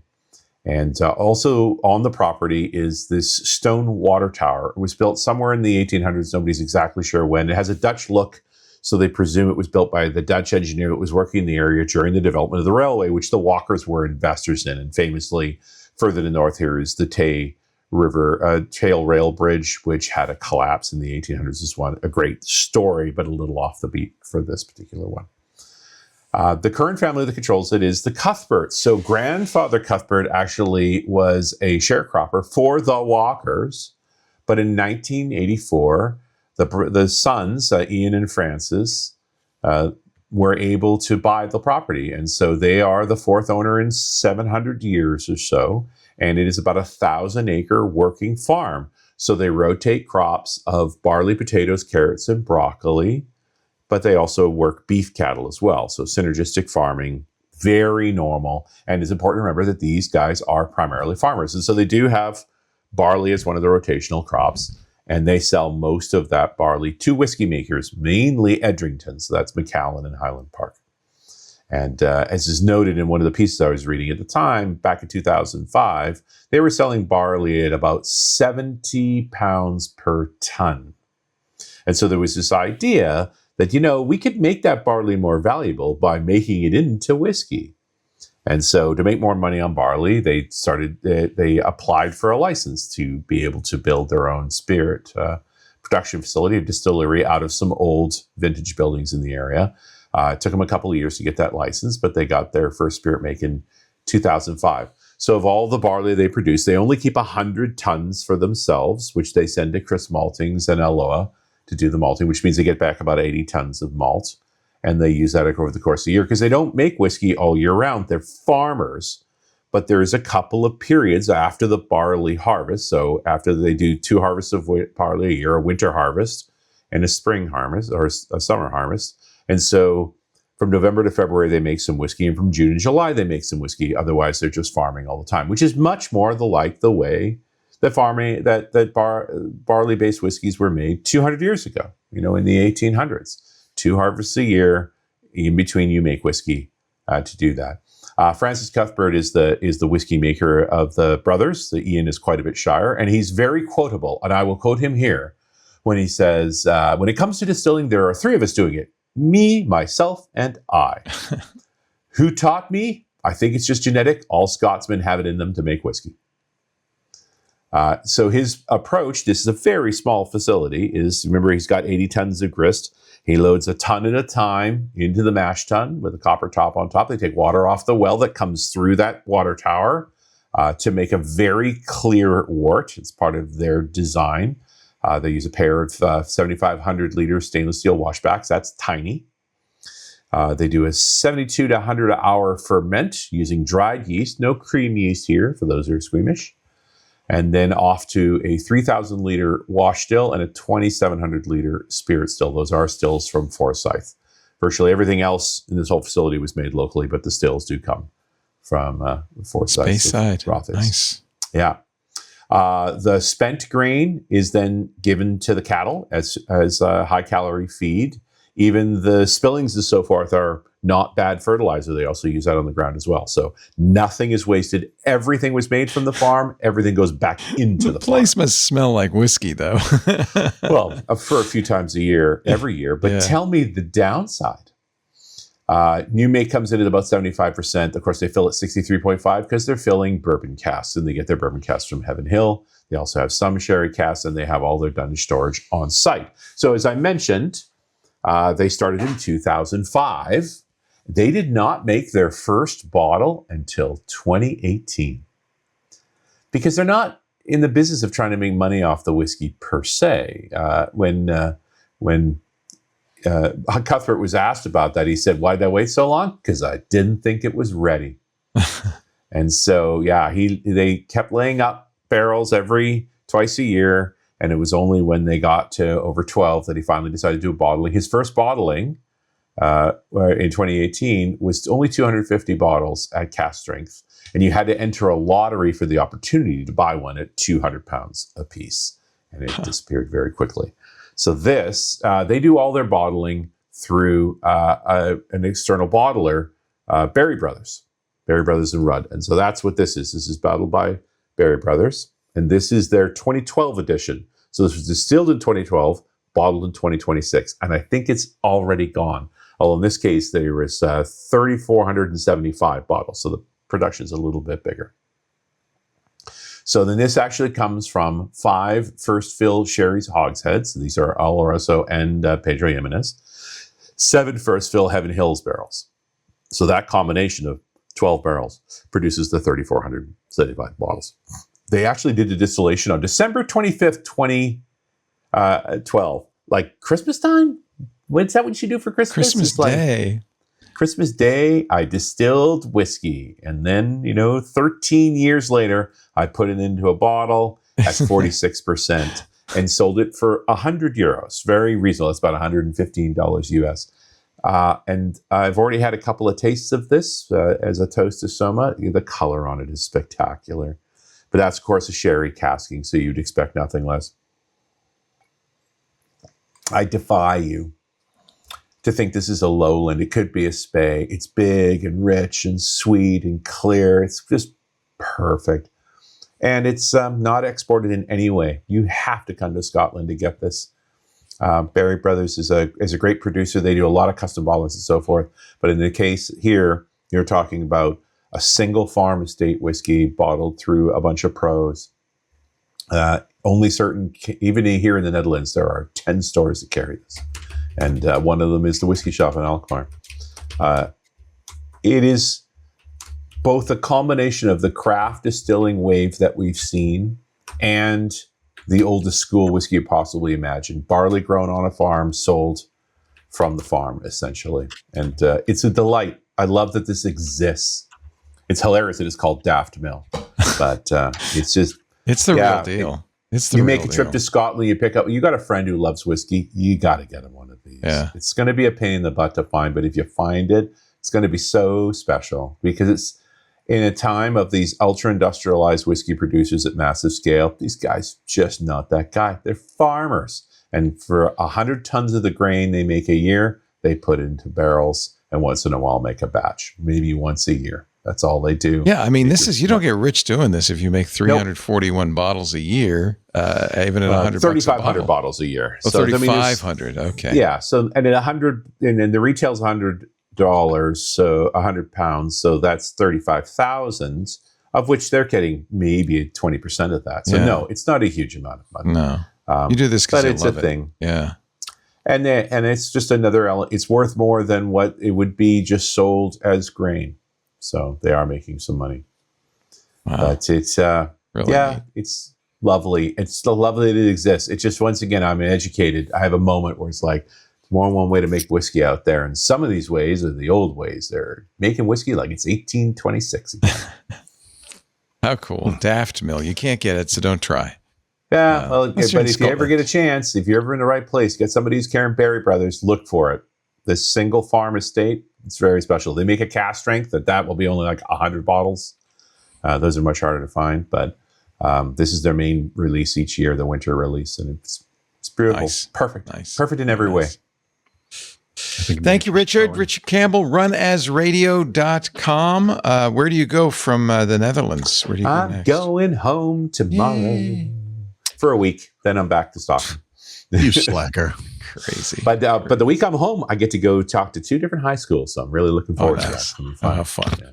See, I would be looking forward to crawling under the bed and falling asleep for a week. Yeah. But, I'm going to do that for a few minutes. But compared to Richard, we're talking slackers. to kids about AI, you only get to do this a few times a year. It's really, really important. I hope they don't boo you like the college crowd has been booing people like Eric. I don't think he's going to be like rah rah AI. Am I right? Yeah, Anybody? no. Cricket? Not that guy. And if I were those kids, I'd be very, very interested in what you have to say because there's a lot of uncertainty as they come into the world. And I want to hear what they want to say. That's one of the reasons I'm up there is to see where they're at. What do they see now? Right. Yeah. Thank you, sir. Thank you, Paul Thurrott. He's at thurrott.com. Become a premium member for all the goodness. THURROTT.com. And his books are at leanpub.com. Of course, if you're a premium member, you can get all the books as part of your membership, which makes it even more desirable. And together, they form the dynamic duo of Windows journalism every Wednesday. I know I'm dynamic. Dynamic as heck. One of us every is Wednesday right? at 11 a.m. Pacific, 2 p.m. Eastern, 1800 UTC. You can watch us do it live if you want, if you're in the club, of course, in the Club Twit Discord, but also YouTube, Twitch, X.com, Facebook, LinkedIn, and Kick. After the fact, on-demand versions of the show at twit.tv/WW. There is a YouTube channel dedicated to the video, or you can subscribe in your favorite podcast client to the audio or video or both and get it automatically as soon as we're done of a Wednesday. Thanks to John Ashley filling in for Kevin King, who's on vacation this week. Producer extraordinaire. Stay tuned if you're watching live. Intelligent Machines is coming up. Our guest will be the CTO of Dashlane, one of the big password managers, talking about AI. He is doing a lot of vibe coding himself, but his team of 100 is using AI and what the future passwords are. It's all very interesting. There is no future for passwords, Leo. Get the memo. No. Well, I think he knows that. So how do you run a password company where? Well, it's not because it's not just password. It's passkeys and Yeah. Help me manage my passkeys. He's very much an advocate of that. So we'll talk. Frédéric Révin coming up in Intelligent Machines. Thank you, gentlemen. I will see you all next week on Windows Weekly. Bye-bye.